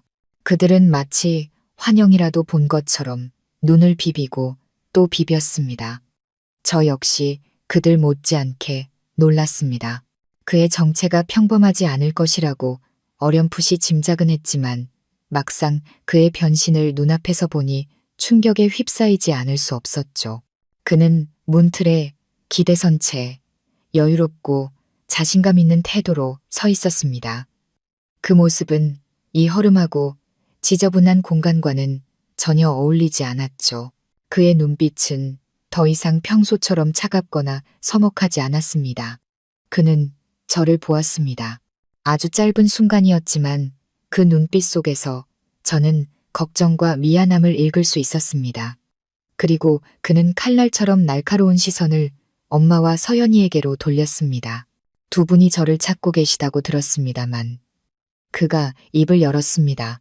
그의 목소리는 평소에 무뚝뚝하고 말수적은 톤과는 전혀 다른 낮고 힘있는 목소리였습니다.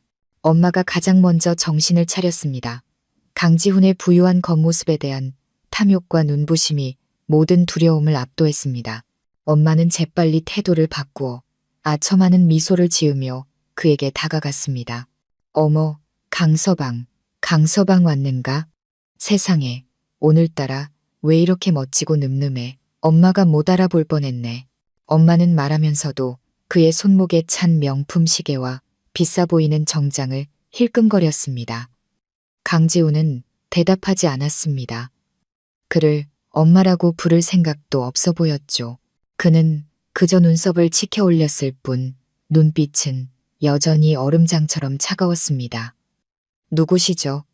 그의 질문에 엄마는 굳어버렸고 입가의 미소도 그대로 얼어붙었습니다. 나 말인가? 내가 자네 장모일세. 서연이랑 서연이 엄마 말이야. 기억 안 나는가? 장모님? 강지훈이 비웃었습니다.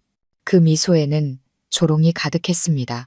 제 아내는 어릴 적에 부모님을 모두 여인 고아로 알고 있습니다만 어디서 이런 장모님이 나타나셨는지. 그의 말은 엄마의 얼굴에 찬물을 끼얹었고 엄마의 얼굴은 새파랗게 질렸습니다. 자네 무슨 말을 그렇게. 혹시. 강지훈이 말을 잘랐습니다. 그는 방 안으로 들어와 마치 투명인간이라도 되는 듯 엄마를 스쳐 지나갔습니다. 그리고 서연이 앞에 섰습니다. 그는 몸을 숙여 혼란과 함께 약간의 황홀경에 빠진 듯한 동생의 눈을 똑바로 쳐다보았습니다. 아니면 당신이 내 아내인가?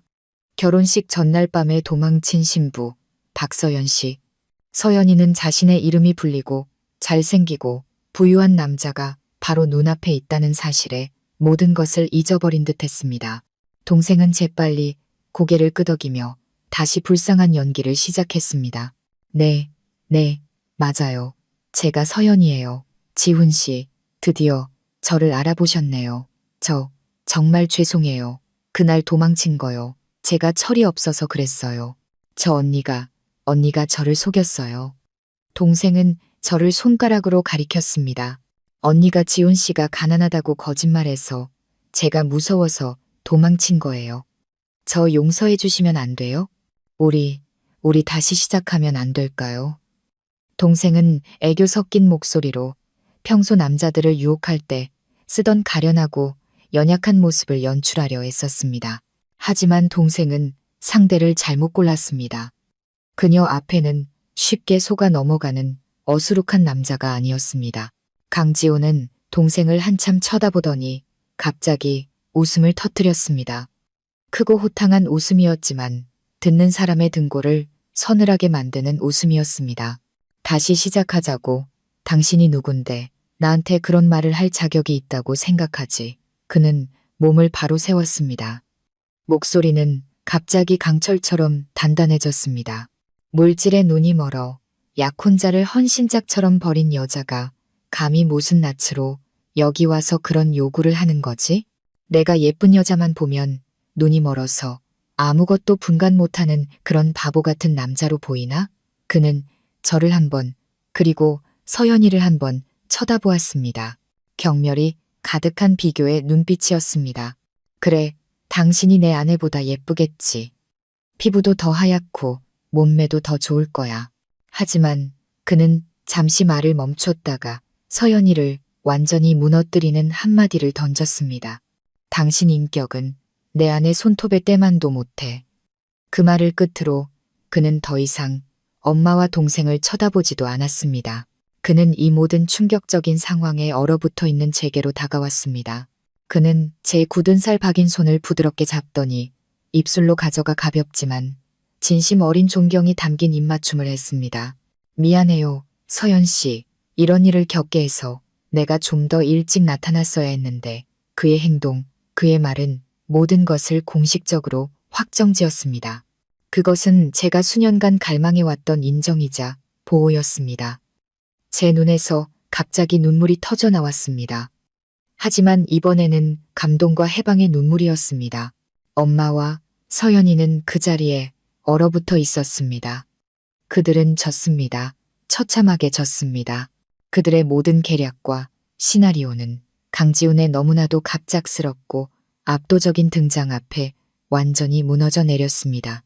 그의 진짜 정체는 이제 더 이상 비밀이 아니었고, 저는 엄마와 동생의 연극이 이제 막을 내릴 때가 왔음을 알았습니다. 강지훈이 제 손등에 존경의 입맞춤을 한 후 방안은 무거운 침묵에 휩싸였습니다. 엄마와 서연이는 돌처럼 굳어서 있었고 그들의 얼굴은 붉어졌다 하얘졌다를 반복했습니다. 그들은 아마 방금 일어난 너무나도 비현실적인 사실을 아직 소화하지 못하고 있는 듯 했습니다. 그들이 경멸했던 막노동꾼이 사실은 재벌이었고 그가 소중히 여기기로 선택한 사람은 바로 그들이 버렸던 딸이자 언니였다는 사실을 말입니다. 강지훈은 그들이 정신을 차릴 시간을 주지 않았습니다. 그는 여전히 제 손을 꼭 잡은 채 그들을 향해 몸을 돌렸습니다. 저를 볼 때의 부드럽고 따뜻한 모습은 사라지고 대신 얼음장처럼 차가운 눈빛과 무표정한 얼굴만이 남아 있었습니다. 이제 우리가 이야기를 좀 명확히 해야 할 것 같군요. 그가 말했습니다. 그의 목소리는 크지 않았지만 이 결혼식과 그리고 두 분이 제 아내에게 진 빚에 대한 강한 압박감이 느껴졌습니다. 빚이라니? 우리가 무슨 빚을 졌다고? 엄마가 마지막 남은 자존심이라도 지키려는 듯 더듬거리며 말했습니다. 우리 집은 누구한테 빚진 거 없어. 빚이 없다고요? 강지훈이 비웃었습니다. 그럼 제가 하나씩 기억나게 해드리죠. 첫 번째는 희생에 대한 빚입니다. 10수년 동안 당신 딸이자 제 아내는 학교도 그만두고 공장에 가서 돈을 벌어야 했습니다. 당신과 당신의 귀한 막내딸을 먹여 살리고 공부시키기 위해서요. 그 빚은 어떻게 갚으실 겁니까? 그는 엄마의 눈을 똑바로 쳐다보았습니다. 그 날카로운 시선에 엄마는 저도 모르게 한 걸음 뒤로 물러섰습니다. 두 번째는 인격에 대한 빚입니다. 그는 서연이에게로 시선을 돌렸습니다. 당신은 내가 가난하다고 비난했고 도망쳤으며 당신의 언니를 사랑 없는 결혼으로 밀어넣었소. 당신 언니의 희생을 짓밟고 당신의 이기심을 위한 희생양으로 만들었지. 그 빚은 어떻게 갚을 셈이지. 서연이는 고개를 푹 숙인 채 아무 말도 하지 못했습니다. 그리고 마지막으로 강지훈의 목소리는 그 어느 때보다 단호해졌습니다. 거짓말과 모함에 대한 빚입니다. 두 사람은 여기에 와서 제 아내를 모욕하고 남편을 셔간 도둑년이라며 주술이나 부리는 여자라고 누명을 씌우는 저급한 연극을 벌였소. 그 빚은 쉽게 넘어갈 수 있을 거라고 생각했나?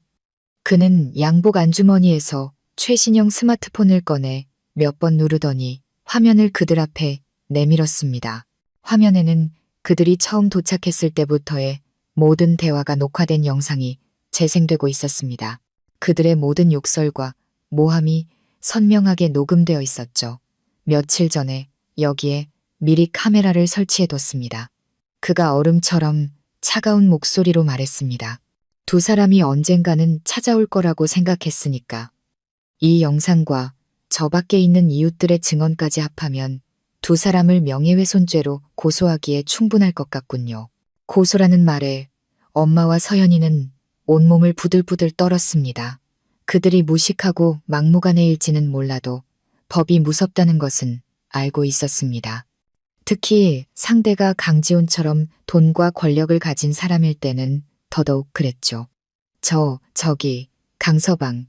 아니, 강 사장님. 엄마가 다급하게 태도를 바꾸었습니다. 목소리는 떨리고 있었죠. 저희가 잘못했습니다. 제발 용서해 주십시오. 저희는 그냥 무식한 시골 사람들이라 뭘 몰라서 그랬습니다. 제발, 일을 크게 만들지 말아주세요. 용서, 강지훈이 그를 쳐다보았습니다.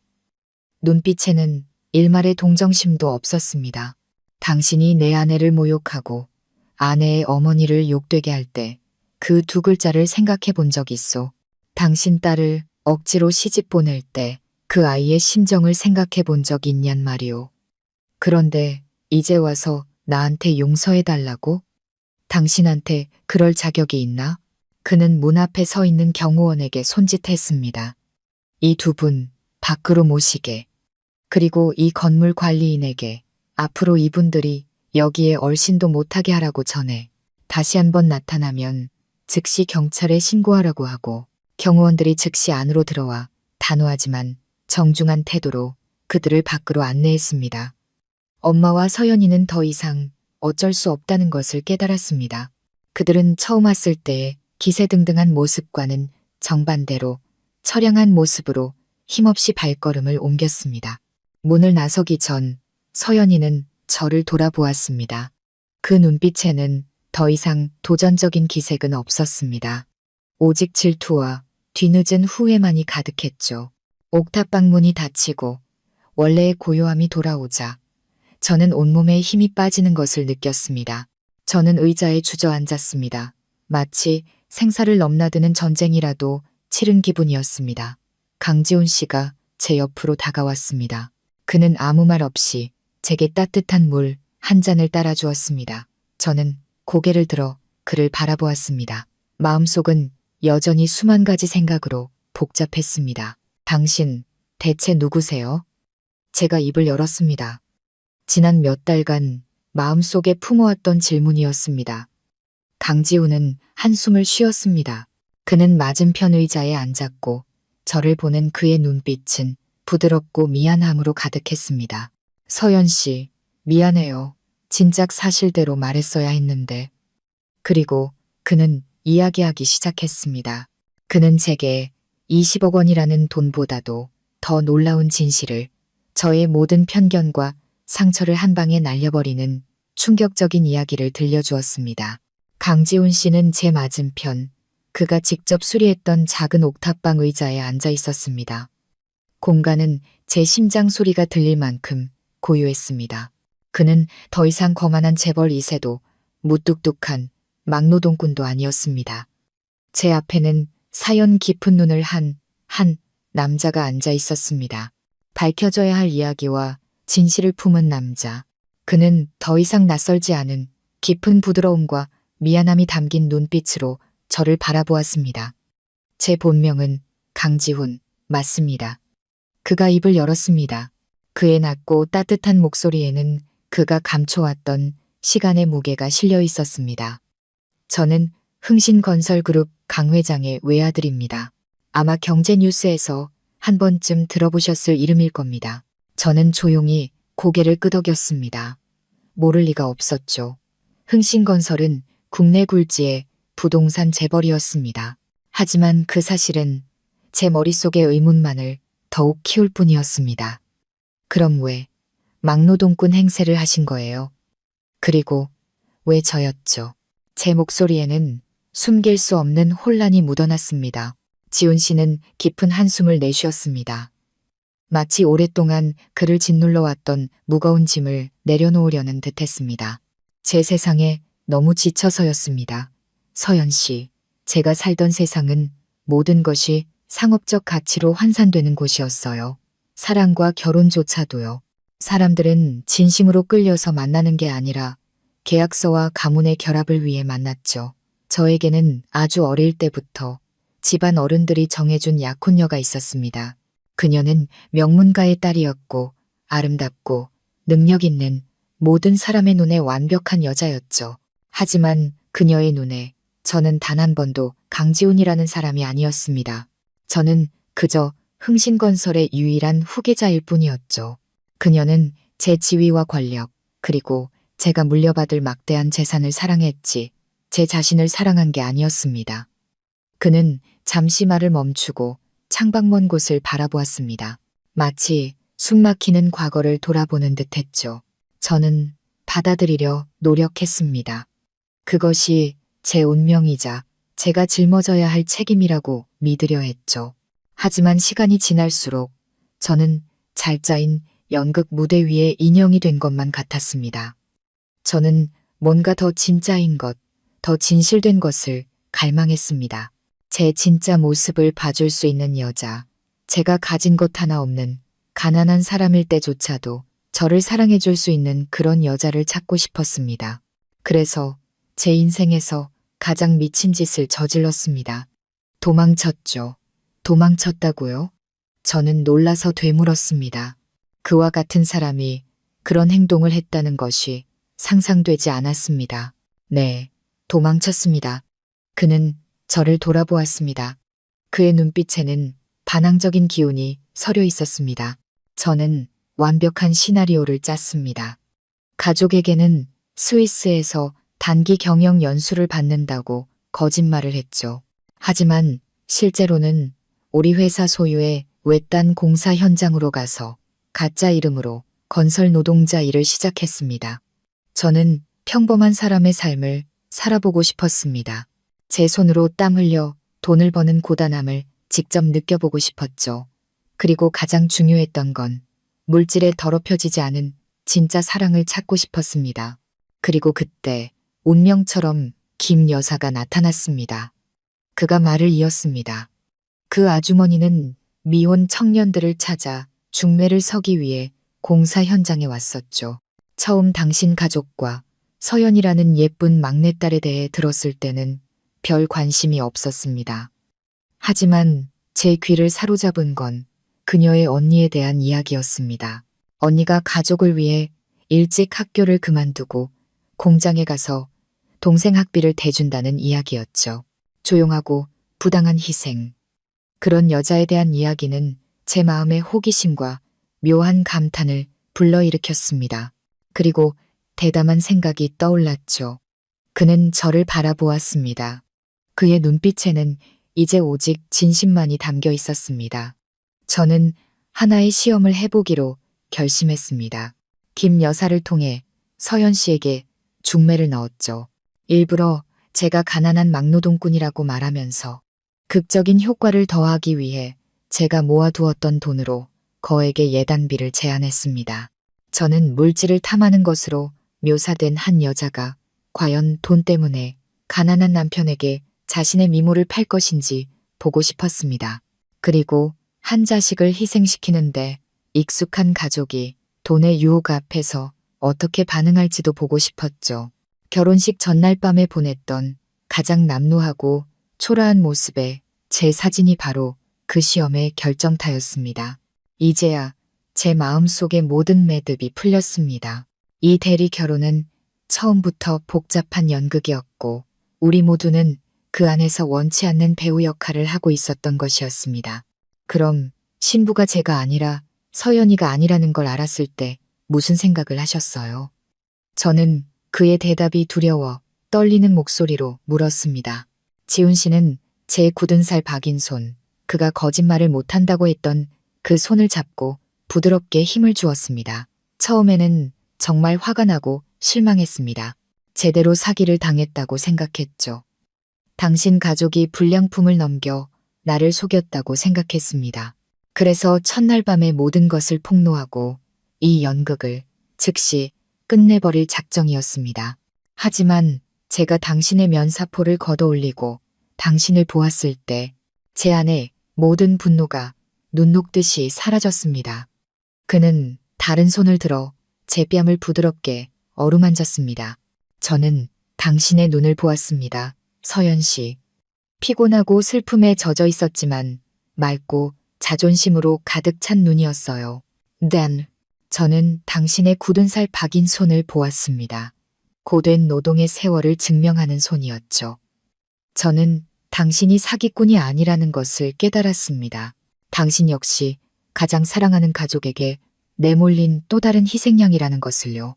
그 순간부터 제 분노는 연민과 존경으로 그리고 이내 제가 어떤 여자에게서도 느껴보지 못했던 떨림으로 변했습니다. 그는 제 손을 더 꽉 잡았습니다. 그의 목소리는 더욱 간절해졌습니다. 저는 이 연극을 계속하기로 결심했습니다. 하지만 더 이상 누군가를 시험하기 위해서가 아니었습니다. 저는 당신 곁에 머물면서 당신에 대해 더 알고 싶었고 이 강인한 여자를 지켜주고 싶었습니다. 당신처럼 좋은 여자가 가진 것 하나 없는 막노동꾼 남편을 받아들일 수 있을지 보고 싶었습니다. 그 20억 원은 사실 마지막 작은 시험이었습니다. 큰돈이 생겼을 때 당신이 어떻게 반응할지 보고 싶었고 당신은 저를 실망시키지 않았습니다. 당신은 낭비하거나 자랑하지 않았어요. 조용히 그 돈으로 삶을 개선했고 무엇보다 여전히 저를 존중해 주었습니다. 당신은 스스로 증명했어요. 당신이 어떤 환경에 묻혀 있든 스스로 인격의 빛을 발하는 원석과 같은 사람이라는 것을요. 서연 씨, 그는 제 눈 깊은 곳을 바라보았습니다. 그의 눈은 마치 온 하늘에 애정을 담은 듯 반짝였습니다. 제가 이 관계를 거짓으로 시작했다는 걸 압니다. 당신을 아무것도 모르는 연극 속으로 끌어들였죠. 그 모든 것에 대해 사과합니다. 하지만 지금 제가 당신에게 느끼는 이 감정은 100% 진짜입니다.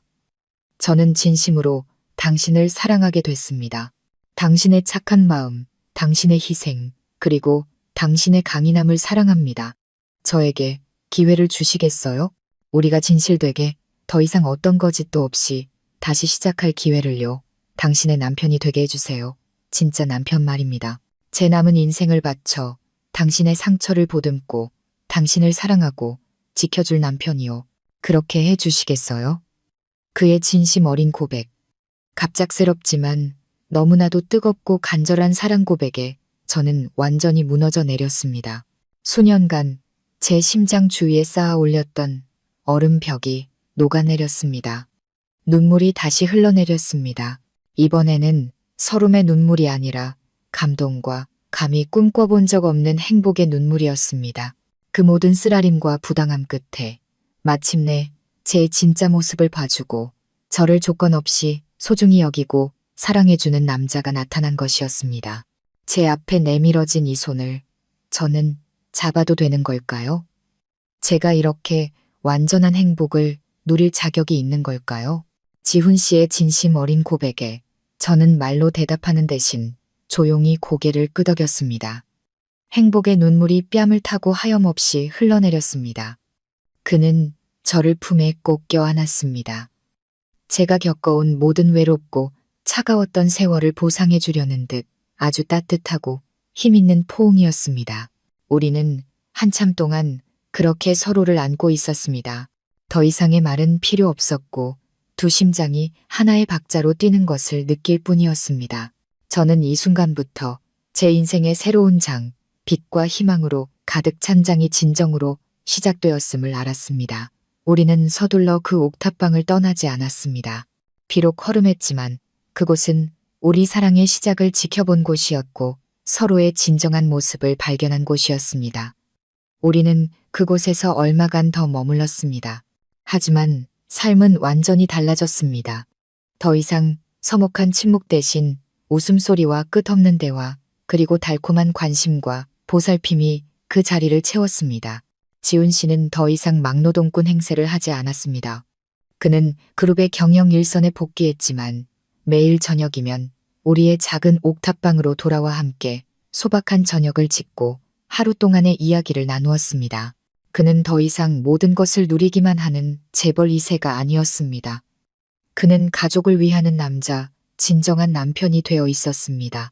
저 역시 지훈 씨의 전폭적인 지지 아래 미완으로 남았던 제 꿈을 다시 찾아 나섰습니다. 저는 재벌 사모님이 되어 편안하게 사는 쉬운 길을 택하지 않았습니다.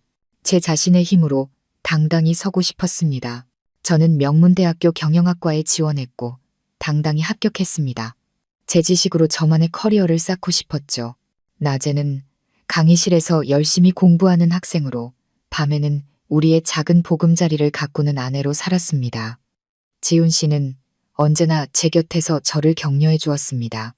제가 어려운 문제에 부딪힐 때마다 그는 인내심을 갖고 복잡한 이론들을 설명해 주었습니다.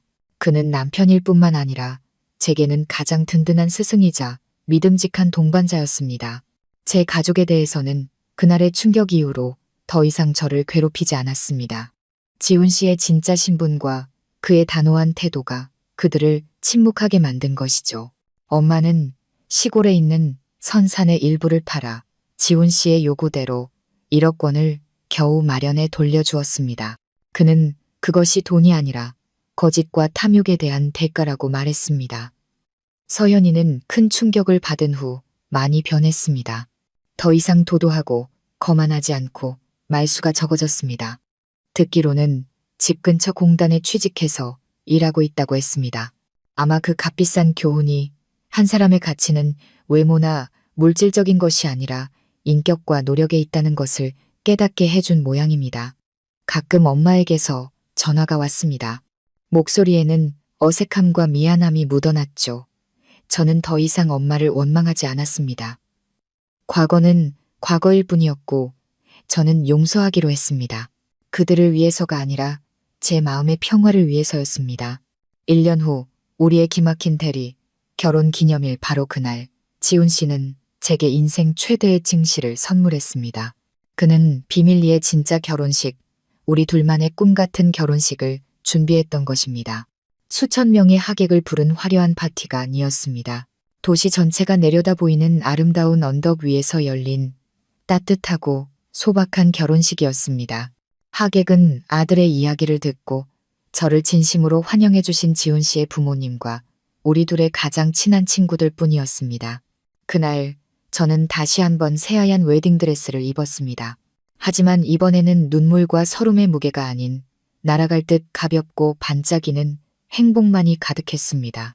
수천 송이의 하얀 장미로 만들어진 아치 아래에서 모든 사람의 축복을 받으며 지훈 씨는 다시 한번 제 앞에 무릎을 꿇고 결혼 반지를 건넸습니다.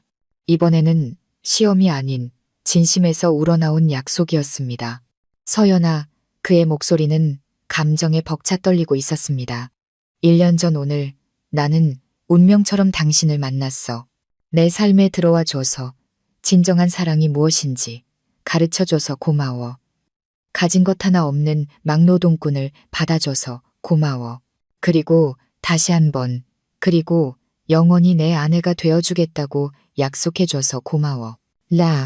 이 순간부터 내 남은 인생 전부를 바쳐 당신을 사랑하고 지키고 행복하게 해줄게. 저는 울었습니다. 충만한 행복의 눈물이었습니다. 콩쥐 팥쥐 이야기처럼 구박만 받던 제 인생이 마침내 제 왕자님을 만난 것입니다. 동화 속에서 튀어나온 왕자님이 아니었습니다. 현실 속에서 가장 소박하고 진실된 모습으로 제게 다가와준 진짜 왕자님이었죠. 구독자 여러분, 제 이야기는 이렇게 끝이 났습니다. 요정이나 산신령이 만들어준 해피엔딩이 아니었습니다.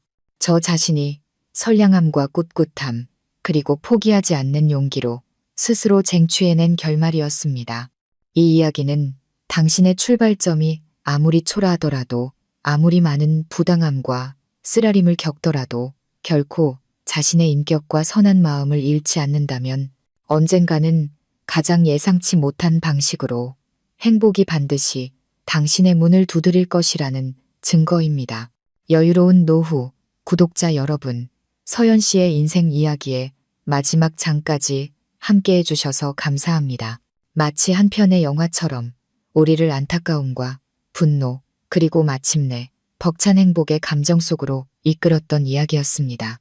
모든 이야기가 행복한 결말로 마무리된 지금, 잠시 시간을 내어 이 이야기가 우리에게 남긴 소중한 삶의 교훈과 메시지에 대해 조금 더 깊이 생각해보는 시간을 가져보는 것은 어떨까 합니다.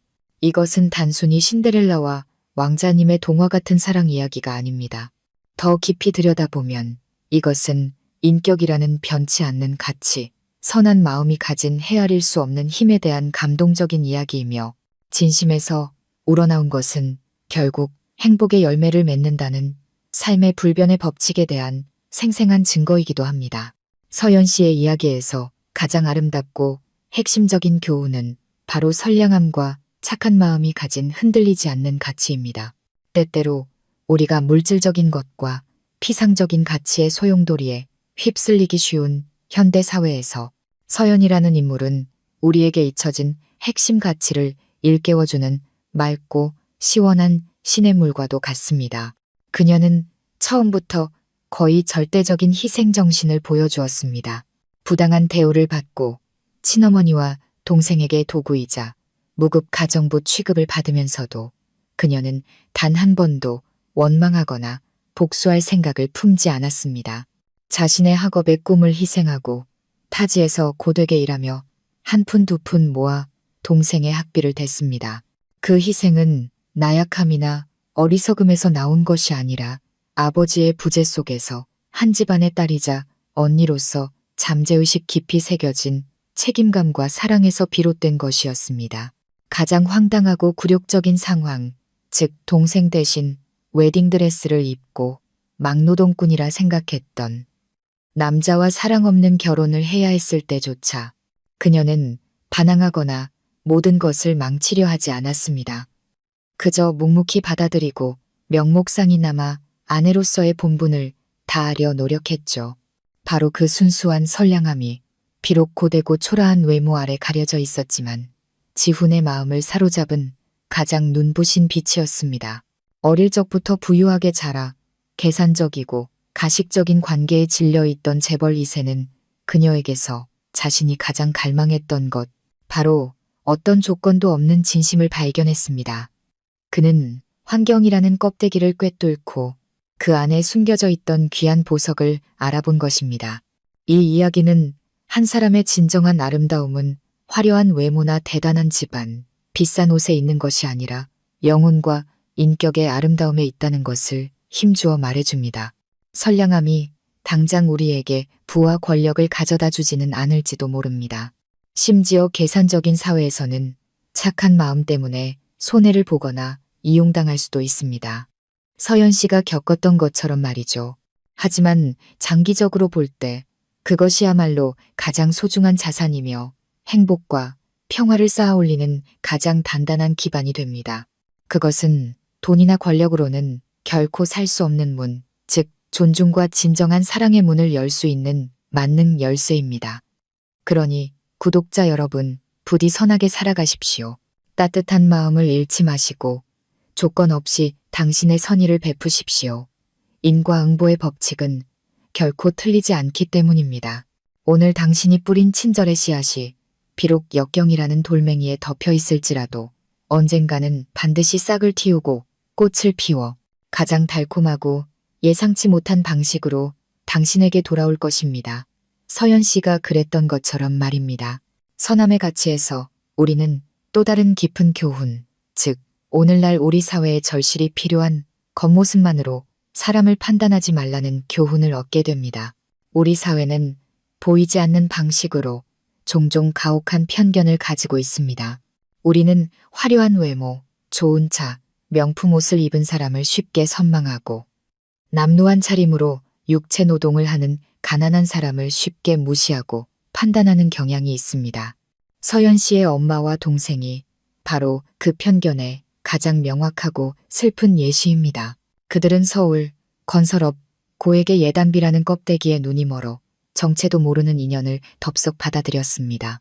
상대방의 진정한 인품은 알아보려 하지 않은 채 머릿속으로만 돈 많은 건설업자의 이미지를 그려냈죠. 그리고 그들은 지훈이 흙먼지 투성이 작업복을 입은 사진 한 장 때문에 그를 경멸하며 가차없이 버렸습니다. 그들은 그 겉모습 뒤에 숨겨진 진짜 인격과 사람됨을 알아볼 기회를 스스로 걷어차 버린 것입니다. 물질과 사회적 지위에 기반한 그들의 천박하고 피상적인 판단은 결국 너무나도 값비싼 대가를 치르게 했습니다. 그토록 갈망하던 부와 행복을 제 손으로 내던지고 스스로를 창피함과 비참함 속으로 몰아넣은 것입니다. 그들의 선택은 마치 금을 찾으러 간 사람이 흙투성이에 거친 돌멩이를 보고는 가치 없다고 버린 것과 같습니다. 그 안에 순금이 들어있는 줄도 모르고 말입니다. 엄마와 동생과는 반대로 서연 씨는 비록 억지로 결혼했지만 상대방을 판단하거나 경멸하지 않았습니다. 그녀는 막노동꾼 남편을 있는 그대로 받아들였고 한 집에서 사는 사람으로서, 아내로서 최소한의 존중으로 그를 대했습니다. 그녀는 요구하거나 불평하거나 그의 과거를 캐묻지 않았습니다. 그저 조용히 그의 행동과 말없는 배려를 느끼며 그의 투박한 겉모습 뒤에 숨겨진 좋은 품성과 섬세함을 점차 발견해 나갔습니다. 바로 그 판단하지 않는 태도, 상대방의 진짜 모습을 받아들이는 마음이 지훈이 서서히 자신의 껍질을 벗고 진짜 모습을 드러낼 수 있는 평온한 공간과 신뢰를 만들어 주었습니다. 이 교훈은 우리에게 좋은 나무는 좋은 열매를 맺는다는 사실을 깊이 일깨워 줍니다. 겉모습이나 뜬 소문만으로 누군가의 가치를 성급하게 결론 내리지 마십시오. 시간을 갖고 마음으로 느끼고 그들의 행동과 주변 사람들을 대하는 태도를 보십시오.